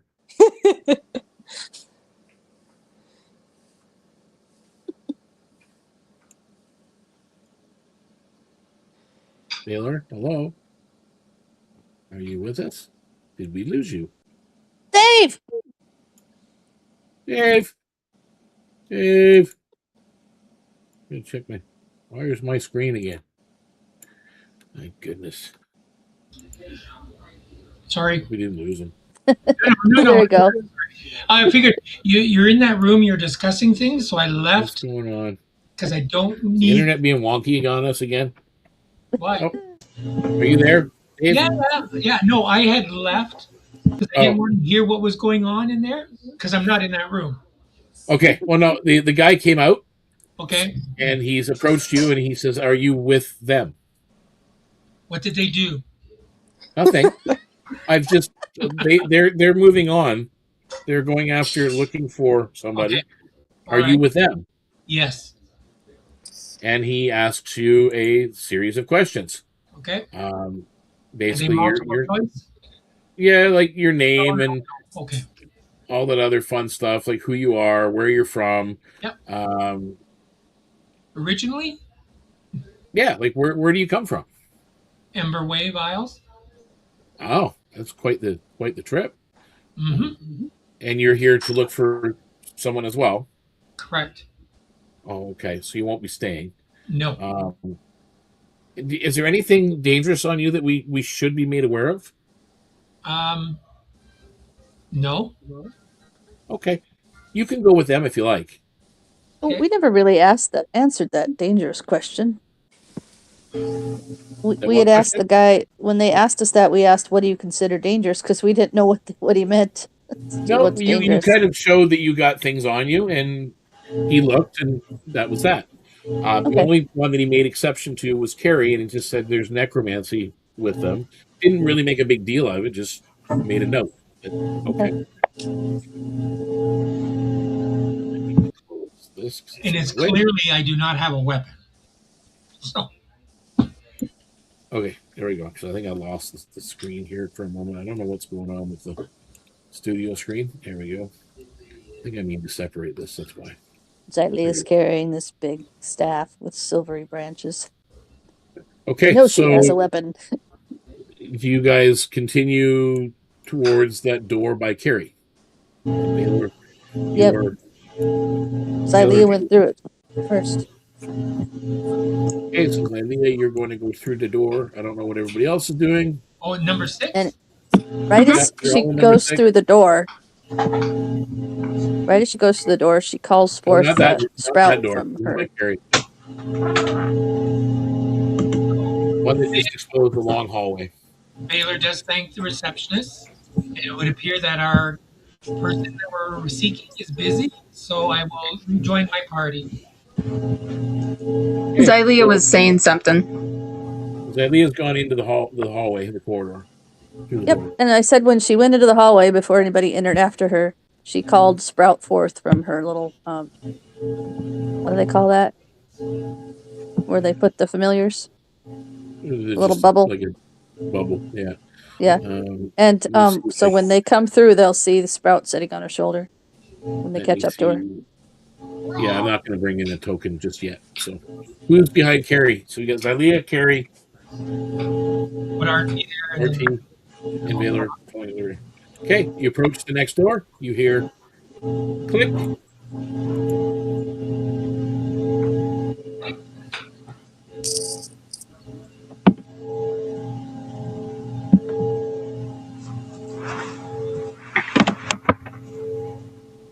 Baylor turns to Baylor RT and saying, "Did they tell us to go this way?" Yeah, we were told to go this way. Okay. They said we can. We're visiting. We can wander around here and pointed us this way.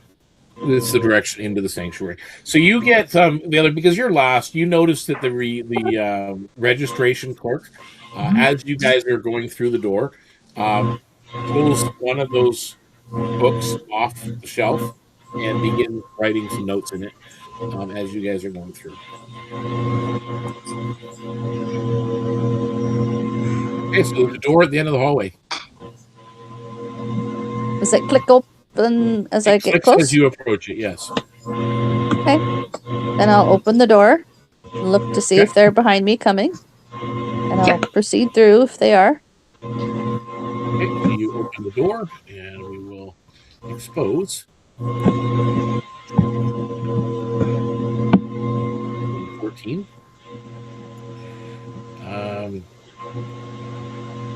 Several couches and high-backed chairs surround a broad stone hearth, creating a very comfortable gathering space.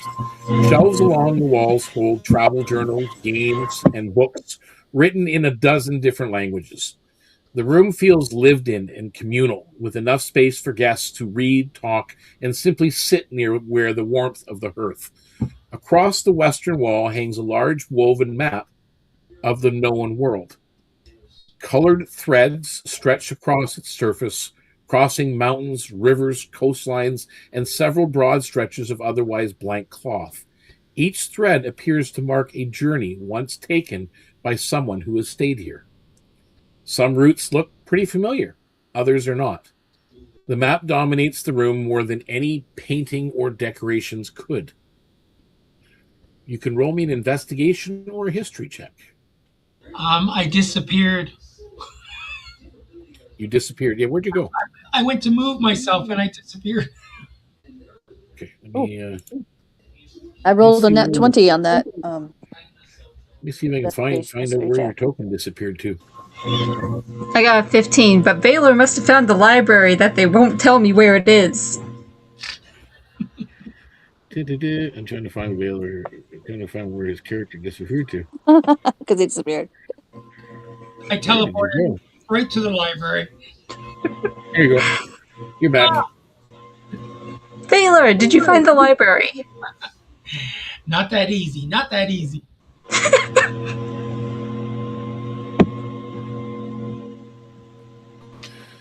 Okay. Did you say history or investigation? Sorry, what were we History. rolling? Investigation. I got or a history? investigation net 20. Okay. Ooh. Anyone else rolling investigation? Yeah, hang on. Or history? I got a history, but I only got an 11, so. Okay, so yeah, you don't. Nope. 22 for investigation. Okay, Carrie, what were you rolling? Oh, wait a minute. No, that's wrong. Ooh, ignore that.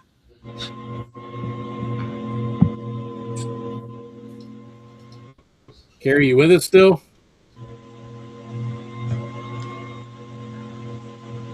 No. Okay, 17. I'll tag him.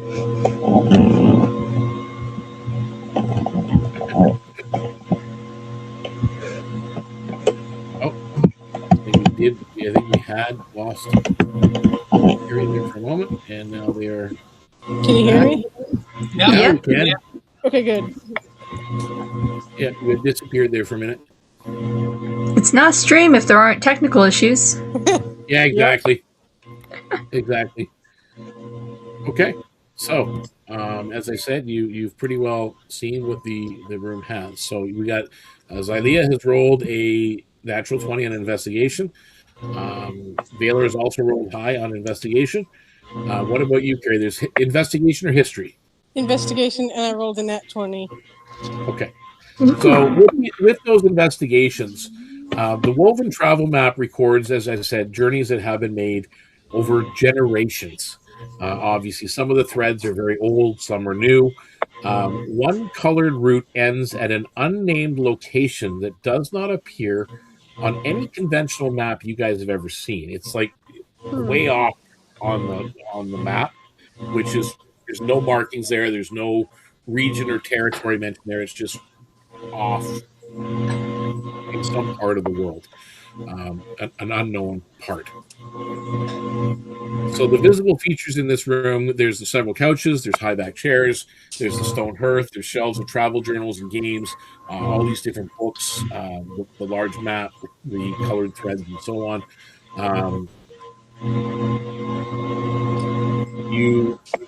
Where is I hate bringing these multiple screens to drive me nuts.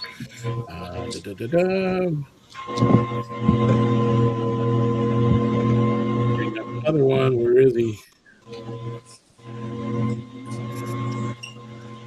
Coming out of that door is another resident. Kind of opens the door, walking. Oh, hello.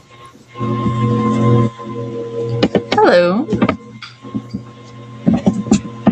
It's a which one actually, this is a tusker. Pretty large fellow.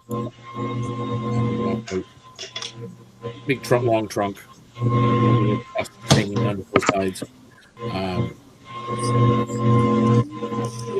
I'm sorry, I didn't mean to interrupt. You're not interrupting at all. We are looking for somebody. Oh. Who's that? Who are you looking for? Aokiri? Oh, well, she's not in the residence.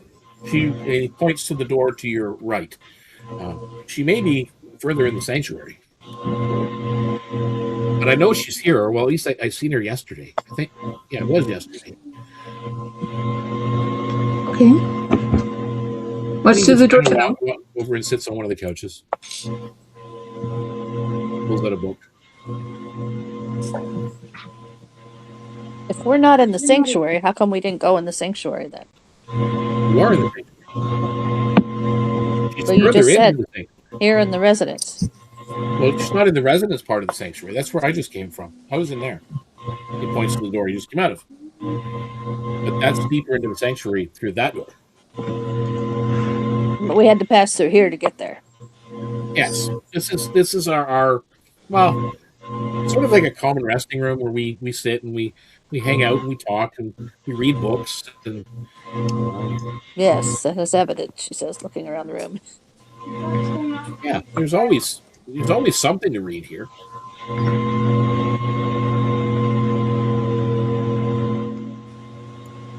Yeah, let's proceed.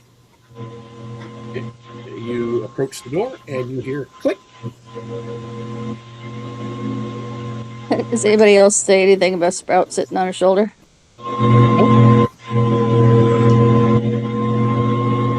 I'll see Sprout, and I'll go Sprout, and make like the little hand motion. He goes merps at you. Baylor, you approach that other door. It does not click. No, I just want to ask, where does this go to? That's the residence. Oh, okay. Is Aokiri a resident? Yes. I guess she is now. Did anyone point out the? Sorry. Did anyone point out the weird spot on the map to RT? What So I want to know. what weird spot? The one that's just a journey from some random place that is otherwise not marked on regular maps. Yeah, it's no place that you've ever seen a map of. Like, you guys have never even seen a map of the known world in its entirety. This is like a big open map, Oh, the and world? Yeah, the Would, basic world map you see and the areas that are detailed are the areas that are detailed on this particular map. But this Would- one thread goes way up to the north. would Xylea know that there might be some visitors that have come here that originally did not even come from Foreverland, that they might have dropped here from a vortex storm? Ah, so you're gonna take a little bit of a closer look at the map. Yeah. Okay, so yeah, you notice that one thread that's going far, far north.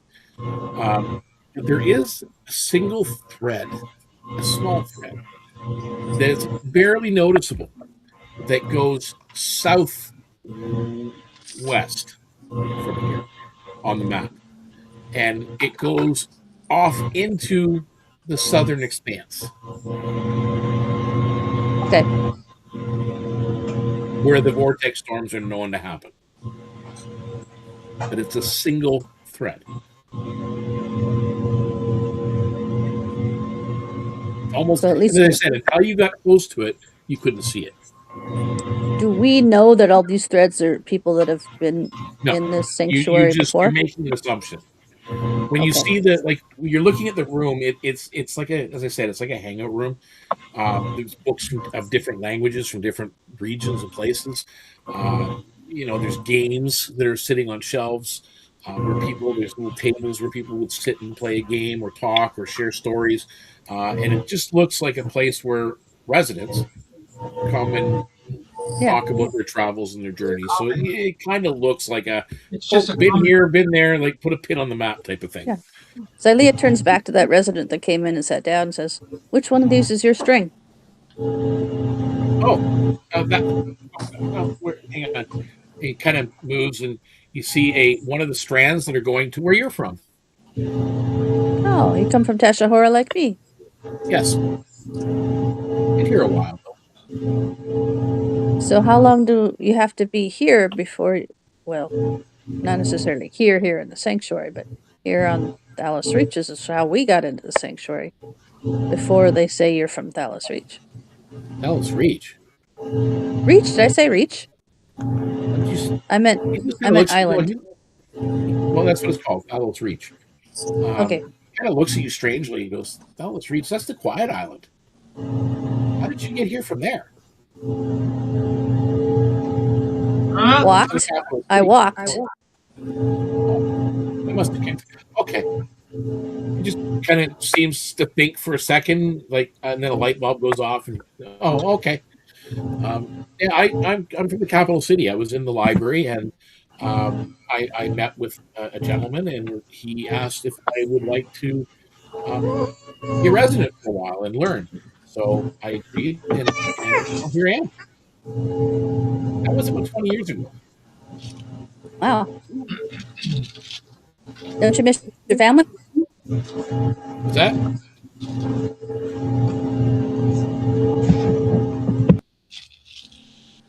What was that? She said, "Don't you miss your family?"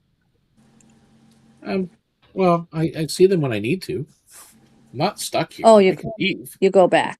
Okay. Yeah, of course. I mean, some people stay here and never leave, but that's their choice. Where's your portal, or do you just teleport back?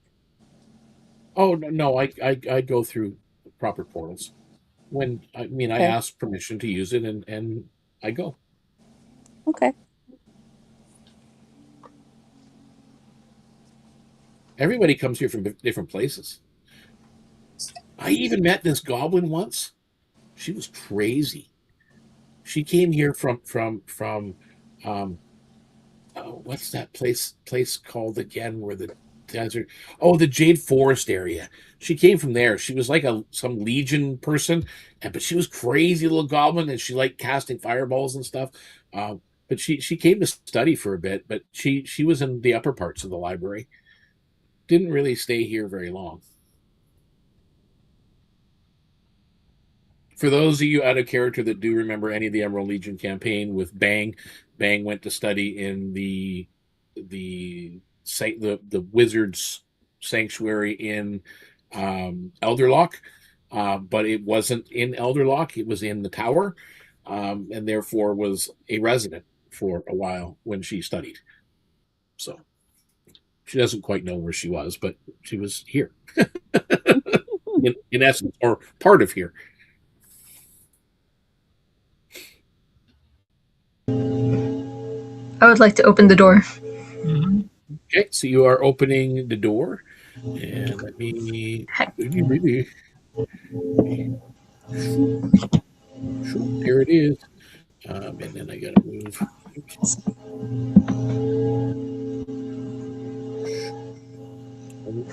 Oh, we lost somebody again. Someone keeps disappearing on us. I don't think so. Yeah, someone just popped in. I think it's Carrie. Yep, it's Carrie again. Are you back? Yes, I think I'm back. My phone died. Oh no! I almost had that happen. I had to plug in. Okay, so we'll shrink this down, move it over so we can all see where we are. Okay, and now I have to bring up that room.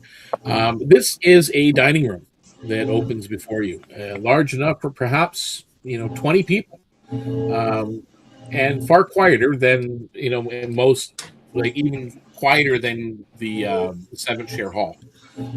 Tables are spaced well apart, creating pockets of privacy rather than a single communal gathering. The lighting is softer. The room has been arranged so that staff can reach any diner without forcing others to move or overhear nearby conversation. There are several guests that are eating here in silence. And so I mean, I can bring in the token guest if you would like. Oops. Shoot. I didn't want that. Over here. Nope, didn't want that either.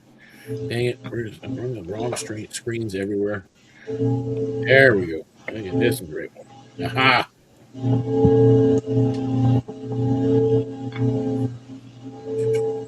Sitting over here. Sitting over here. And eating quietly.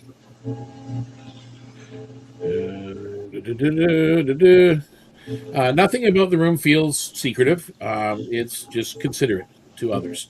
The opening on the opposite wall there into room 20. It is what looks like a guest kitchen of some kind. It's built for maybe a handful of people to use the space. A small oven and hearth stand against one wall. A sturdy preparation table is in the center of the room with a washing basin set nearby and shelves of ordinary cookware arranged within easy reach. The stone floor has been scrubbed clean. There seems to be a supply cabinet nearby against the wall. Contents that are in the shelves are all plainly labeled and organized for ordinary meal preparation. Basic provisions are all available that you see around the room, but nothing unusual. The entire space feels very practical and controlled and deliberately simple. No one currently cooking in the kitchen. Click. Your door. The door open. And you are. Where are we? Moving around. RT senses that the people eating do not need to be disturbed. They probably don't want to be disturbed, but How many people were you saying were in there? There's 3 in the dining area. 3 in the room. 2 sitting at a table together, just having a quiet conversation. They acknowledge you guys when you walk in and nod. They don't say anything. They just nod, and, very respectfully.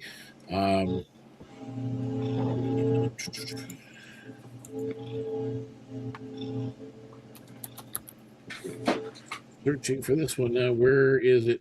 I know I have it written down here somewhere. So I'm assuming you're opening that door. Yes. It is a 15-foot corridor. Ends in another door. Mike. Open sesame. Okay, you said it.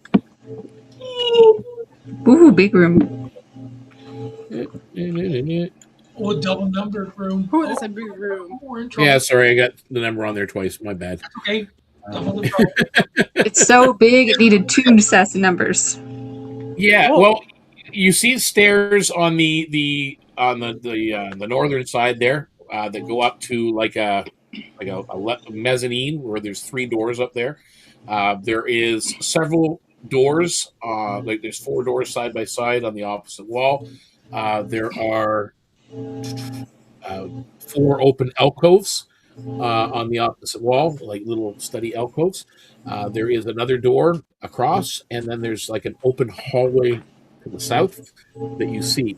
But just to kind of go over this particular space, the passage opens into a vast vaulted library.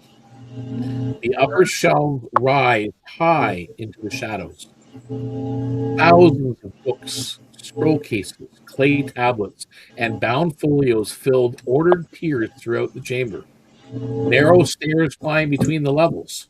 Ladders rest against towering shelves, and elevated walkways connect the upper collection high above the floor. Reading desks occupy islands of warm golden light below, each illuminated without flame or smoke. The air is noticeably cool and dry. It carries the layered scent of leather, ink, old paper, dust, and carefully dried herbs. Nothing here resembles a forgotten archive. Every shelf is ordered. Every walkway is maintained. Every desk waits for someone to return to their research. You can roll, Arcana, Investigation, History, your choice. Xylia takes it in and gives a big gasp type sigh. RT has already wandered off.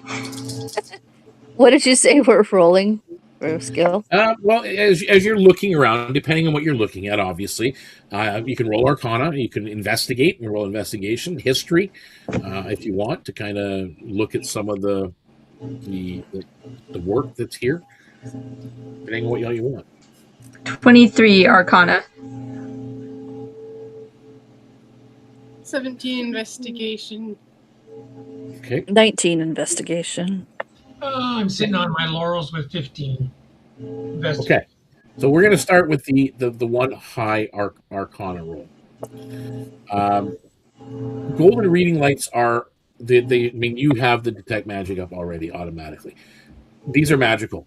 They produce no heat whatsoever. They're just like glowing areas that have been set up in the library. Several catalog entries, as you're kind of looking through stuff, refer to pre-silence earth sprite material stored in area 23. That's what it says. It's just kind of, and you're kind of flipping through pages or whatever, but you see a notation there. That investigation, Carrie, that you rolled, the collection is very meticulous. It's cross-indexed by subject and origin. A knowledgeable researcher could navigate an enormous amount of information very efficiently in this library. You notice one of the desks has request slips on it. One of them bears the name Aokiri. Ah.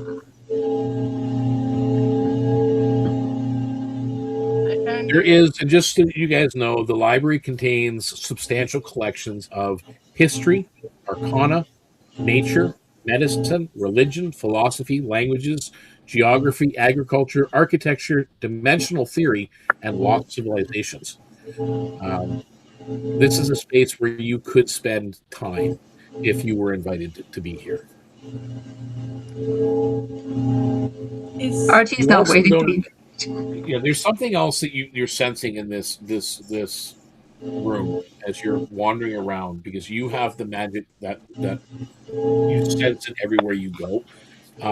There is a ward in place over this entire space.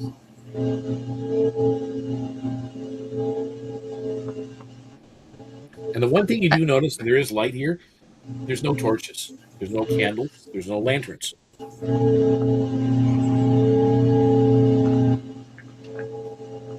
I'm going to wander over to look in these little alcove rooms. Just alcove.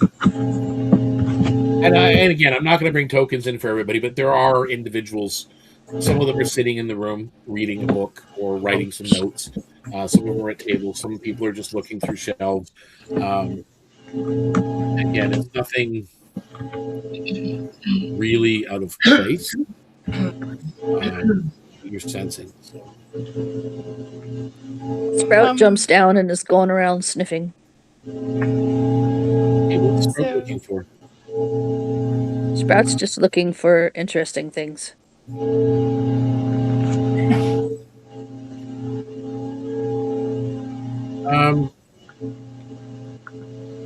So Sprout is looking around for interesting things, and I need to bring in.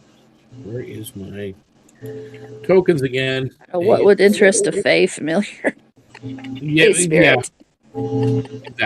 That kind of Fey information.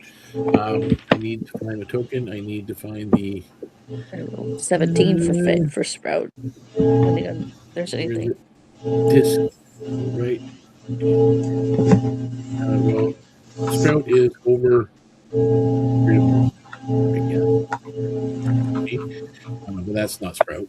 We're gonna blow up the room here a little bit so people can kind of get a little bit more of a feel. This individual right here. Here's where Sprout is sniffing about. That's not an individual. Yeah, that's not a resident. And as it kind of appears, the residents that are in the room kind of look towards it and then quickly look away.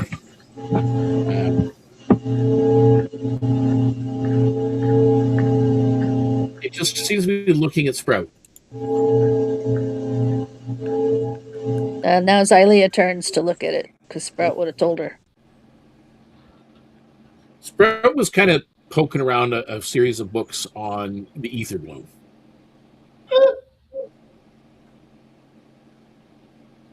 And it just appeared, just watching it, see what it's doing. Xylea walks over. What are you? Doesn't say anything. And she looks at Sprout. Did you touch anything? Other than its nose, no. It kind of poked its nose at a few. So I'm looking around at what Sprout was just looking at. There's a collection of books on. You're kind of like in the dimensional studies area.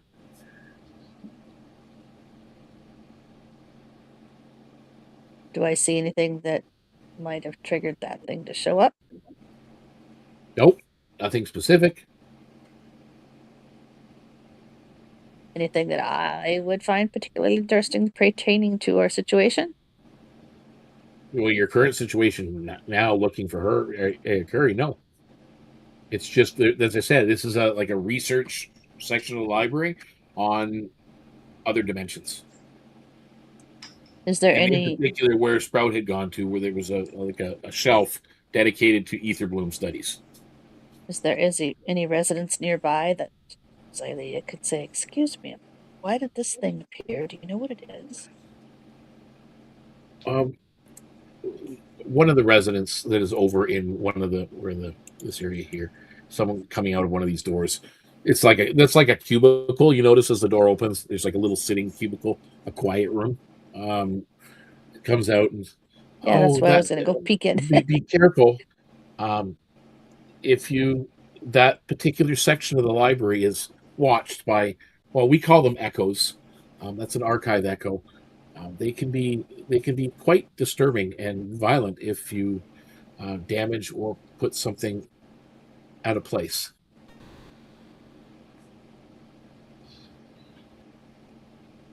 We're just looking. It's just that part of the library is protected. Okay.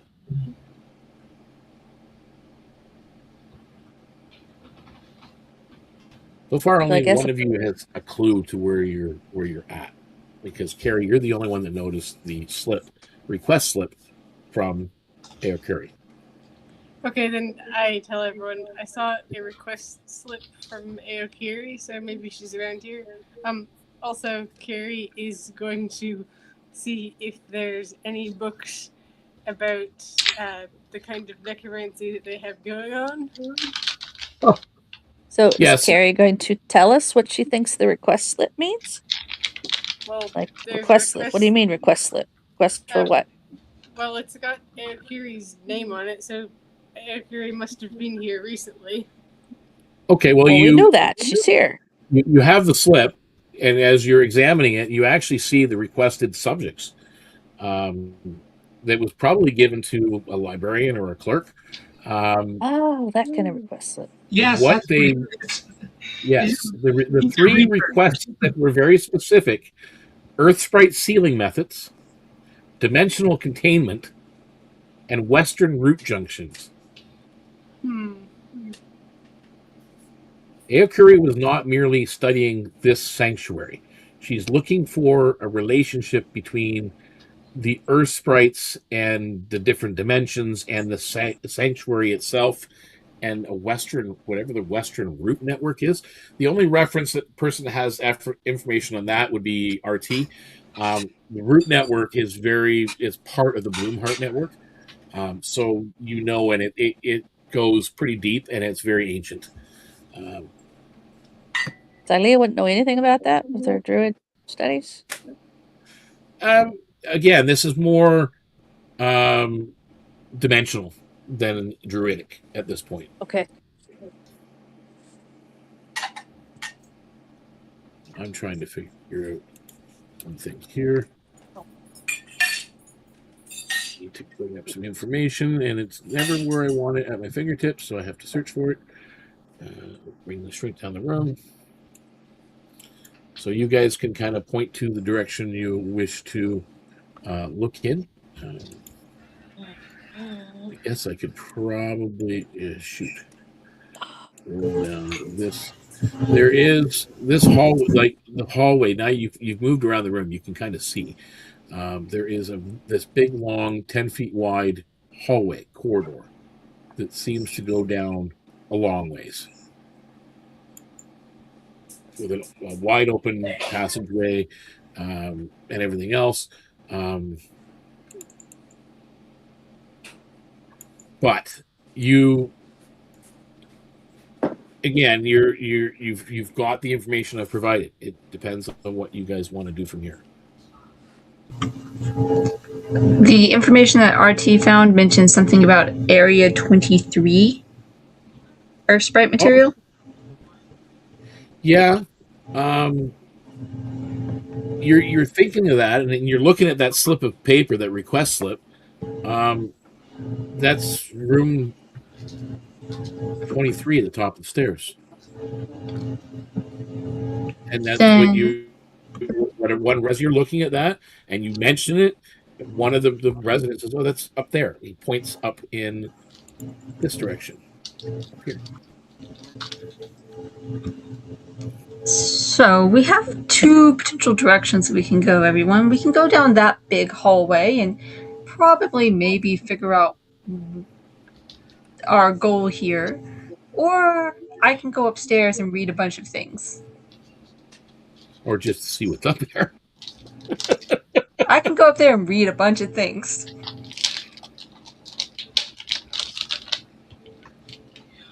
Okay, so where do we figure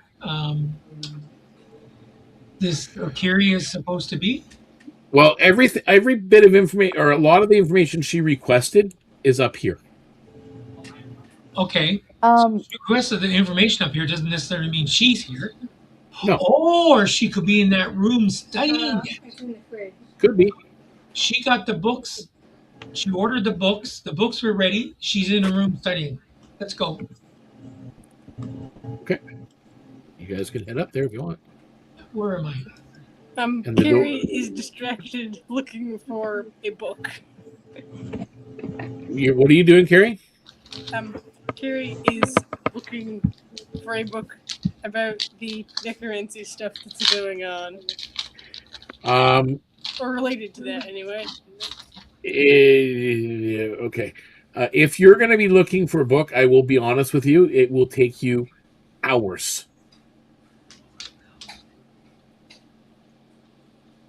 This isn't your public library. This is like think of the like a massive library. Like you can't even see the top of the bookshelves, and it fills this room. Okay, then I'm going to give up looking for a book and maybe try and look for a book some other day if I can get back here. It's definitely a place you guys would most likely want to get invited back to. Who has the note, the request slip? I do. As you approach the door to that room, it clicks.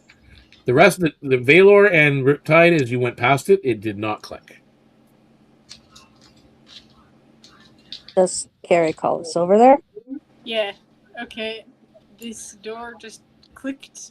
I'm going to open it and see what there is in there. Oops. Stop. It's a bird. Okay, where are we Oh, here? Carrie. Cool, dry air meets you as you open the door. This door has a lock, unlike any of the other locks, but it opened for you with that slip in your hand. Shelves of ancient scrolls, bark manuscripts, bronze plates, crumbling maps, and sealed record cases stand in ordered rows beneath steady white light. The repository is arranged in tight, carefully measured aisles, with fragile materials stored in cases, tubes, and shallow drawers. Wax tablets sit beside bronze record plates. Fragmented magical formula have been sealed beneath protective glass. Several damaged expedition journals rest inside fitted cases, while other shelves contain records that appear far older than anything you have ever seen elsewhere. Nothing is piled casually. Nothing appears unattended. The steady, cool air and precise organization make the chamber feel less like a library room and more like a sealed vault built to preserve knowledge that cannot be replaced. So those of you in the room, you can choose investigation or history or arcana. There is magic present pretty much in every room you go into, RT. Jeez. Oh, Owlbear, you hate me. Arcana. Xylia got an 18 for the Arcana. Okay. The temperature and the humidity in this room are magically enhanced. It's kept this temperature for a reason. The humidity and everything is to preserve whatever's in here.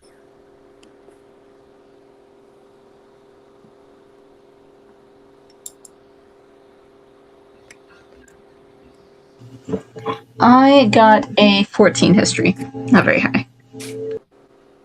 Well, it's high enough to know. You don't get any details, but some of the records here predate any settlement that you've known to exist by centuries. Sprout sends a mental message to Xylia. Old. Ancient.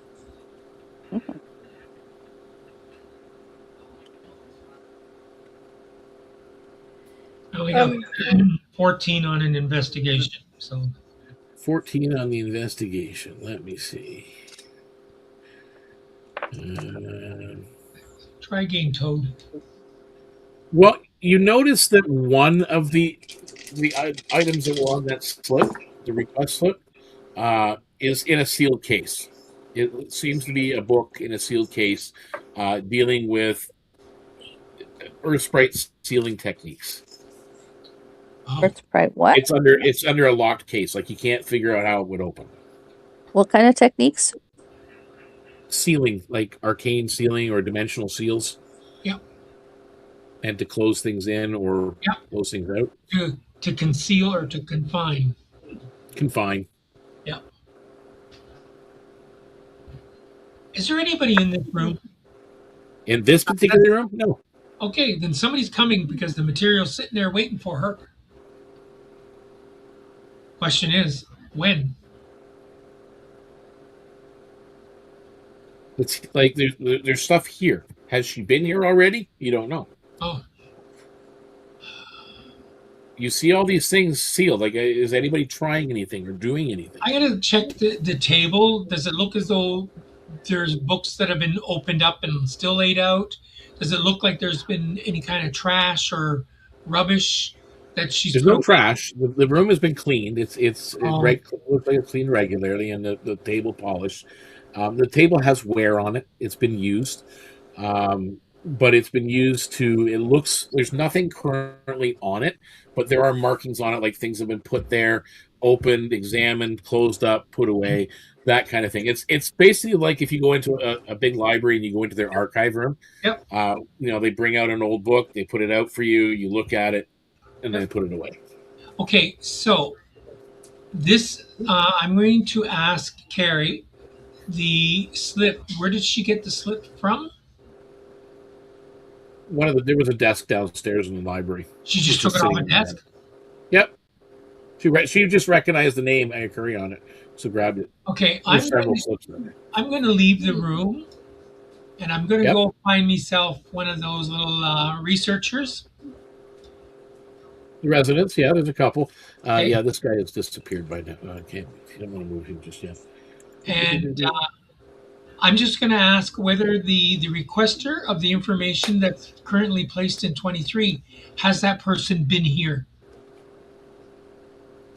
Oh, which table did the slip come from? That table over there. Oh, those have already been used. They've been used. Okay. Yeah, they just haven't been collected yet. Okay. I'm going to come back and convey to everyone that it would appear that our guest of honor has already been here and left. Okay. So Shall we move on? we're going to move on. Picks up spread. So you are moving on. Yeah, I'm going Where to are move you moving down. on to? I'm moving right down to the hallway to the south. Okay, so you're going to the hallway to the south. Yeah, because I imagine these are all like study rooms, so I'm not going to worry about it. Well, those little alcoves, yeah, they're all little study areas. You don't know what's past that other door. Yeah. That's on you just pass by, but there's a big, long, huge hallway here. Archie's going to go click, click, and open He's it going to up. go check it out. I got to look it up now. Hang on. Where is this? You put the RT in a library, she's gonna check every door. You do realize I'm watching you, eh? You can There's no watch me lock on all the you door. want. I'm not taking anything. That's good. RT, there's no lock on the door. Excellent. I walk in. It's the toilet. Hey, I'll at least know. Ooh, What's this? ooh.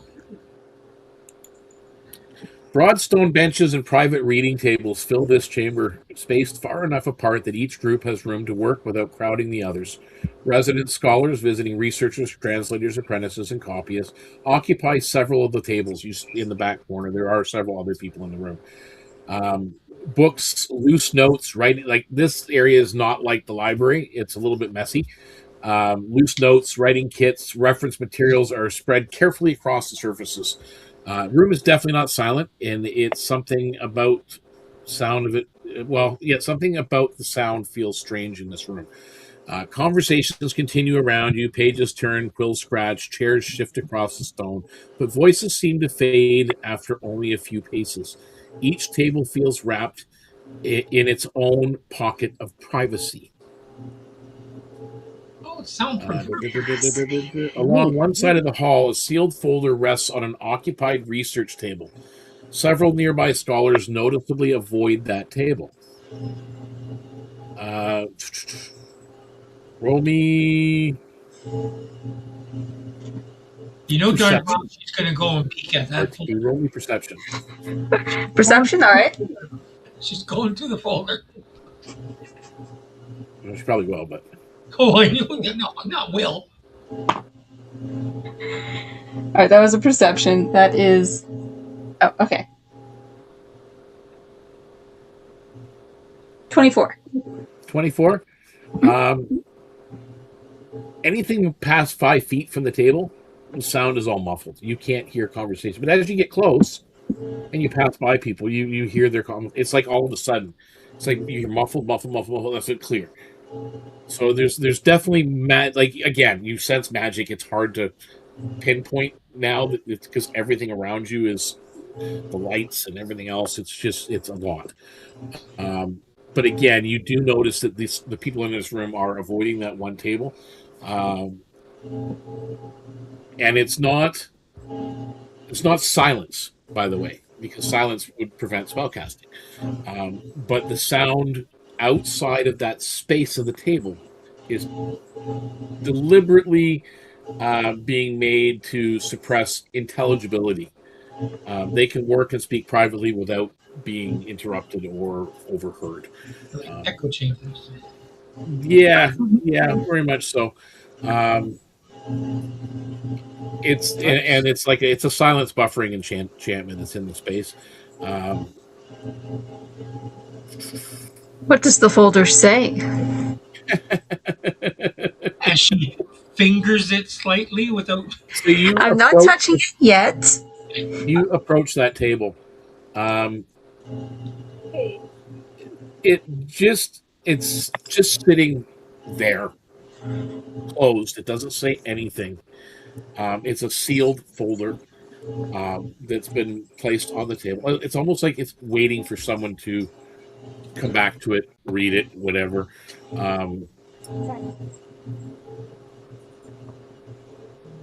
Did anyone look at her as she walked towards the folder? You're getting side eye, a few people. Especially when you don't look like a resident. Yeah, you're definitely not dressed like a resident. They're all wearing similar gray robes. They all have some form of tassel. You just don't know what colors they are because they're tucked under their robes. The side eye that they are giving her is like a warning, yes? It's like caution, more like kind of a warning, like careful, or maybe you shouldn't touch that. This particular folder looks like it shouldn't be here in this room. This room is like active, like people are reading it. There's things everywhere. This particular folder looks like it belongs in room 23. Oh.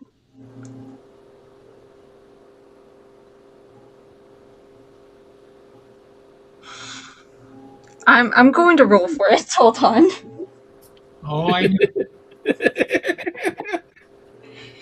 Even she's gonna touch it. That is odd. She is not gonna touch it. Okay. Oh, come on. Let it be a 1. Please let it be a 1. Set the alarms off. Anything else I you're doing? want to be invited back, she thinks as a mantra as she walks out of here. I want to be invited back. Do not steal the folder. As you walk past the individual, they just nod at you as you leave.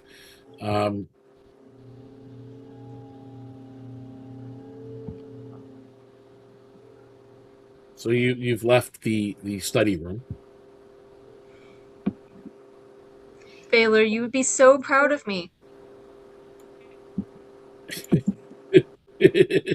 I did not touch the dangerous thing, even though it was very interesting. It's right there.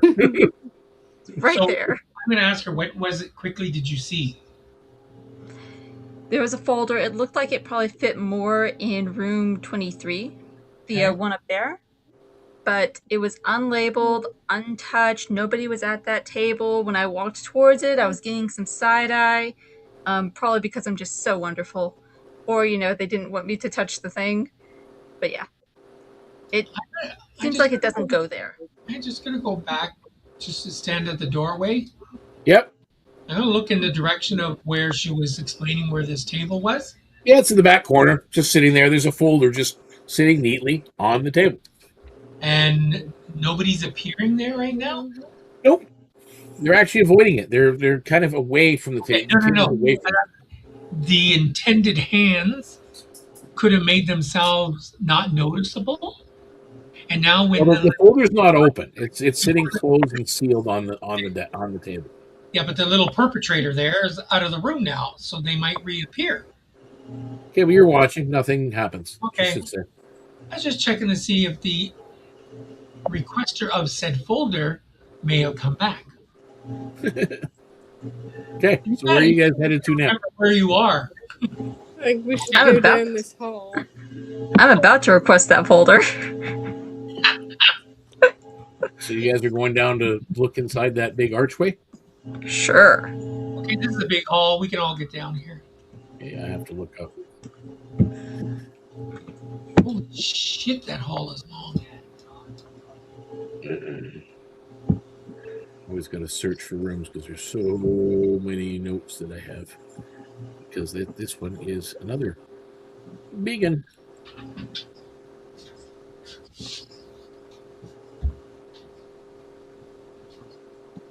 Actually, I might as well just open that up too because it's going to be all kind of open archways.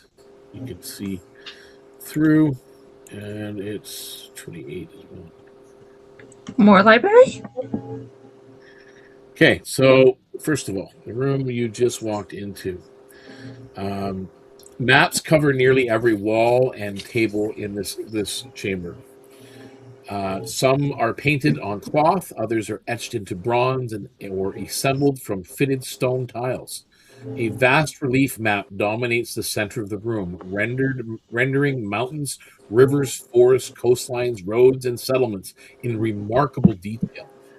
A broad walking path surrounds the relief table, allowing several people to study it from different sides.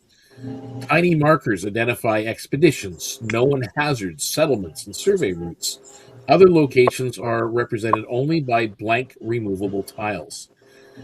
Movable terrain pieces, expedition markers, rolled charts, maritime maps, and elevated surveys fill the surrounding workspaces.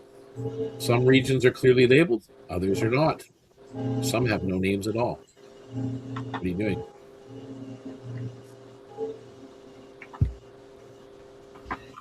That's just room 26. You need to, like, if you're going to go somewhere else and look, or look in this room, you need to tell me what you're looking for. I'm going to go look into room 27. So you're going to go peek into 27? Yeah. As you move ahead to peek in there. Compasses, measuring chains, plumb lines, survey lenses, range poles, field journals, ropes, and portable mapping boards hang in exact rows along the walls. Equipment racks are arranged by purpose, leaving the center of the chamber open for packing, measuring, and route planning. Rolled maps and supply boards cover the walls above coils of rope and stacked field cases. Expedition schedules, equipment lists, and current supply records have been pinned beside them. Weather instruments occupy one section of shelving, while climbing equipment and survey tools fill another. Everywhere here looks ready to leave the sanctuary at short notice. Ooh. So, can I tell if the climbing stuff is good climbing stuff?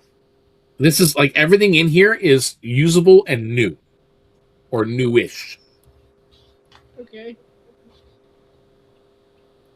But it looks like it's all, like everything here looks like it's already in place or planned for something, for an expedition or for travel. And again, there's at the far end of the southern end of the room, there are like two stairs on the left and the right that go up to a platform and through another archway into another room up there.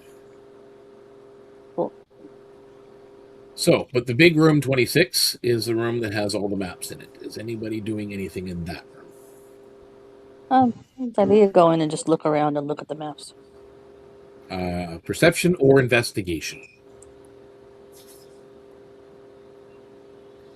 That's perception. 25. You notice a blue wax marker that has a symbol on it that you recognize from that request slip. Just recognize or Yeah, recognize it as looks what? like Aokiri's like seal Okay. on this little wax marker, and it's placed on a map of what looks like Well, now that you're actually looking at the map, it's kind of it kind of takes my fun out of it in a way. Where is let me move things here, because you actually see a map now of the space that you're in. Cool. Where is the button? There it is.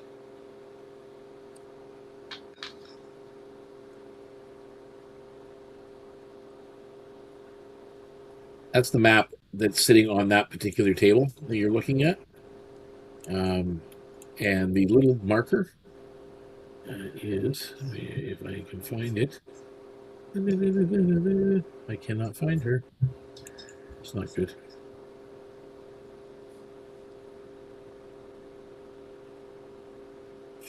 Yeah, I can't find her. I don't know where the heck it is.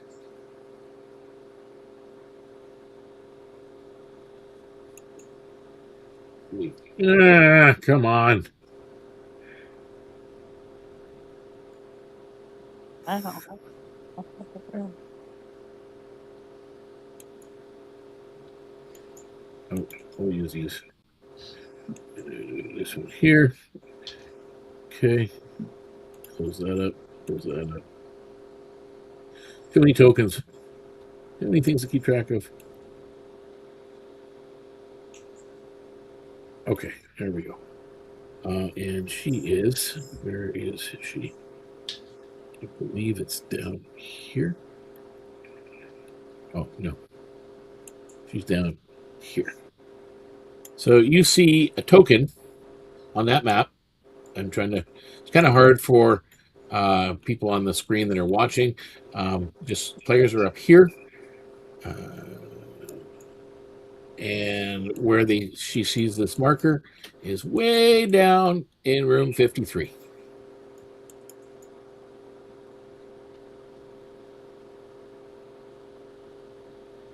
And where is my screen so I can see what everybody else sees? Okay. Stop. So, what's the plan? What do you, Carrie, did you come back out of that room from 27 where all the climbing equipment was? Yeah, I did. Okay. Anybody else doing anything in room 26?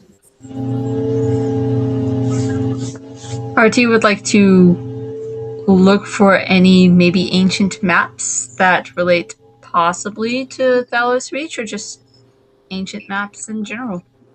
Or star charts, if there's star charts. Investigation. Okay. So there is there a marker on this map for Aokiri or not? So, sorry, I can't hear you. Is there a marker on this map representing where Aokiri is? Nope. Okay. 18. 18. Well, you recognize, like, you see this central map that's on the center table. It is intentionally made so that it can be altered by moving fitted terrain tiles and put together. Also, several apparently blank regions that are on this map contain tiny orientation marks. Their blankness is deliberate. So but around the room for other maps, there's, as I said, there are regional maps, maritime charts, elevation surveys, geological studies, political borders, ancient road systems that are in different regions. Some areas that you thought were unconfirmed, but they're marked as confirmed. You find a stack of those blank tiles that are placed in places intentionally. And you find other tiles that look like they've been, hand painted and placed. They're just kind of sitting there ready to be placed and moved. Do I see anything that looks like maybe a route map? Route map for what? You mean the route network? Western Route Network. Ah, okay. Hey, where is that room? Shoot. I'm trying to bring it up now. It's too many notes. Oh, that's why. I gotta search for that one now. Good Lord. By the way, this is an area that I had originally built for your hubby, Yes. the sanctuary.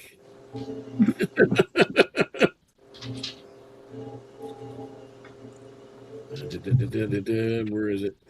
That's the other one. Oh, there it is, 28. Just making sure that I double check that one. Yeah, there are maps that talk about caves and roots that are mentioned, but they seem to be any reference to those kind of maps seem to be pointing to another room. Because the root network is not really a traditional mapping thing. It's an ever-changing living network. So it's kind of like star charts that you were looking for. And those are not, strangely, in this room.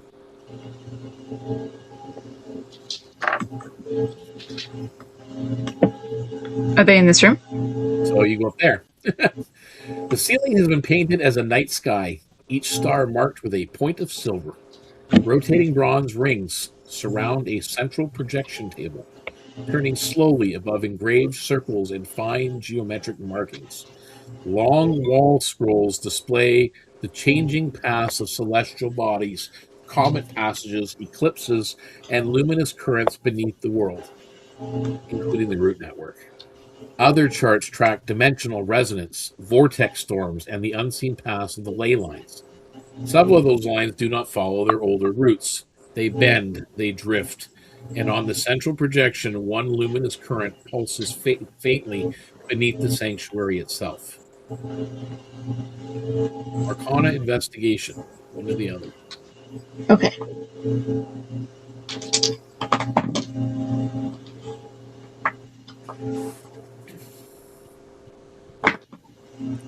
That's not very good. Okay. Only 15. 15. Okay. Well, several of the ley lines beneath Thalos Reach have shifted within recent years, and you see the annotations and the notes that were taken. But with the 15, you also see a note from Aokiri. One recent shift matches the sanctuary's deepest root access. It's just a little notation on record.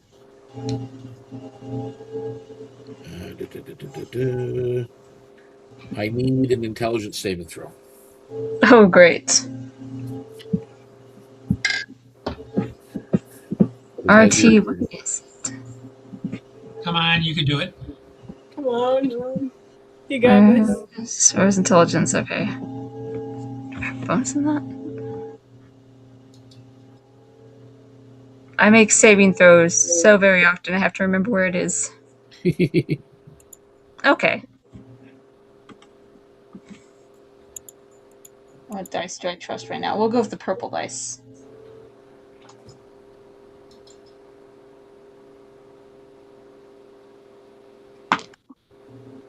No, that would be a 6. Is that with a bonus too? I have a heroic. I could use a heroic. You could. Yeah, let's go with the heroic. Let's not mess around too much in the magic. Very cool room. Okay, that's more acceptable. 16. Okay, you take 5 points of force damage as you feel as you're looking at this central chart and kind of examining and using your skills, and it just like a force just boom firmly in the chest hits you, and you know it was like a magical force that just kind of went, almost like a warning to like be careful, don't.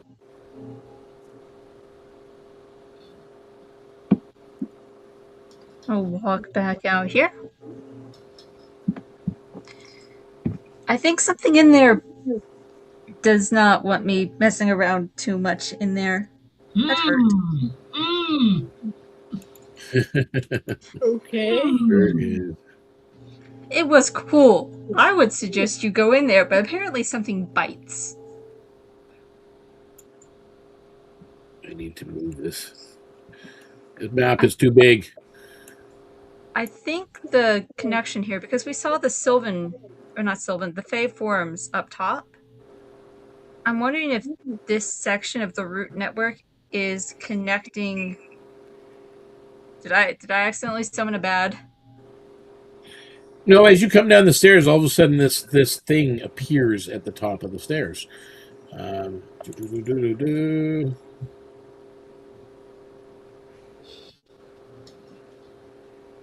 He forms basically as the force hits you and you leave the room. All of a sudden, out of the energy of the room, there is this guardian elemental sized figure just standing at the top of the stairs. She's gonna whisper to it in primordial, "I didn't touch anything." It whispers back, "I know." Then why are you there? So you don't touch anything.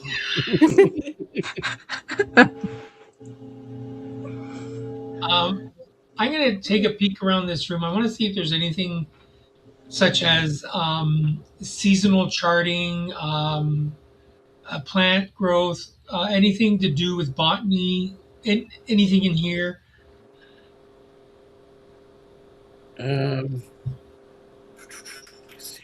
I'm sorry, sir. You need to go to aisle 29.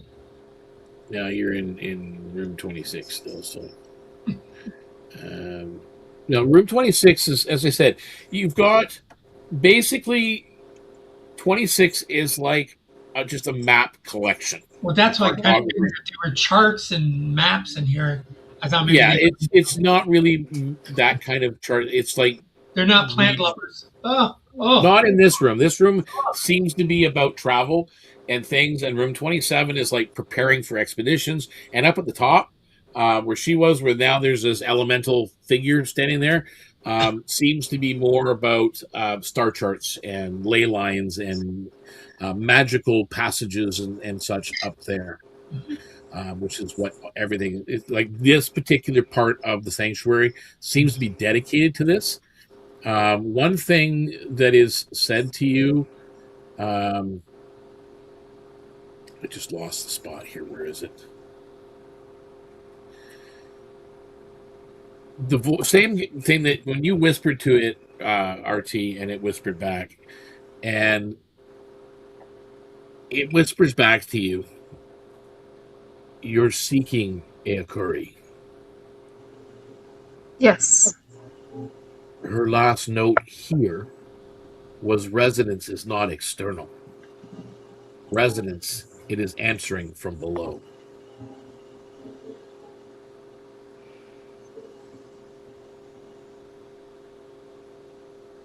Resonance non-external. Are you saying residence or resonance? Resonance. Resonance, as in like when I shoot at people? Yeah. Energy, resonance, sound, sonic, could be anything. So she's below. Oh, that's what she was researching.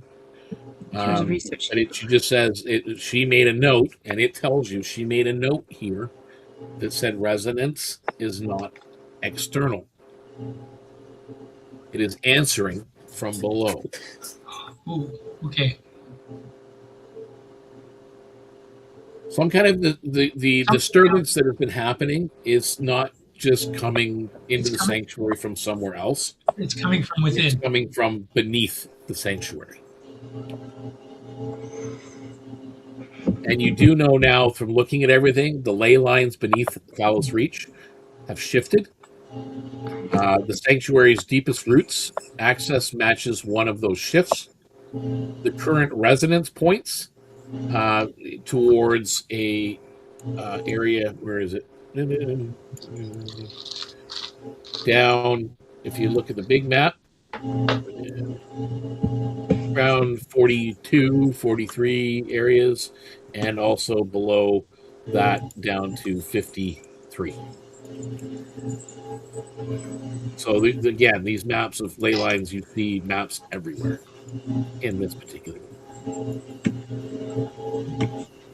All right, shall we hit the yellow brick road again? So at this point, I am going to. Where are we? We got to bring up that screen. There we go. I am going to close out for the evening because we are approaching 10 p.m. Do you know where your children are? All right. Everybody remember those commercials? People think I'm crazy when I say there used to be commercials on TV that said it is now 10 o'clock. Do you know where your children are? Channel 7 Right. News. Yeah, Dave knows. Buffalo, yeah. That was back in the day when you didn't really worry about your kids. You just went out and said, come home and the lights go on. Either way, I want to thank everybody who's tuned in and watched our first Dungeon Crawler.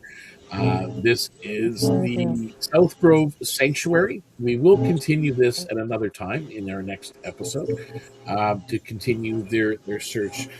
We do, for those watching, again, you can join us in the Discord. We encourage you to do that. You can roll up a character. You can actually be part of one of these sessions or one of our other sessions that we do. We do play by post. We do just live Discord sessions, and then we do live streams.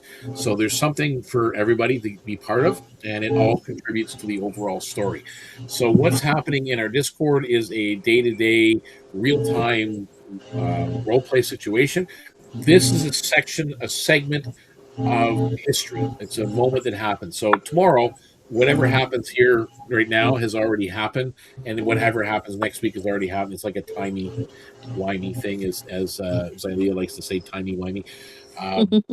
It is kind of like a pocket of time where the adventures are separate from the actual day-to-day role play. So we will come back to this, and we will find out what happened to Aokiri, or where she is, and what she is. And we will be back for that. But again, thank everybody for watching. Again, I love you very much. Thank you for tuning in. And until next time, may all your rolls be critical, not just the 20, but also the 1. And for now, remember that 1 can be just as much fun. We'll talk to you next time.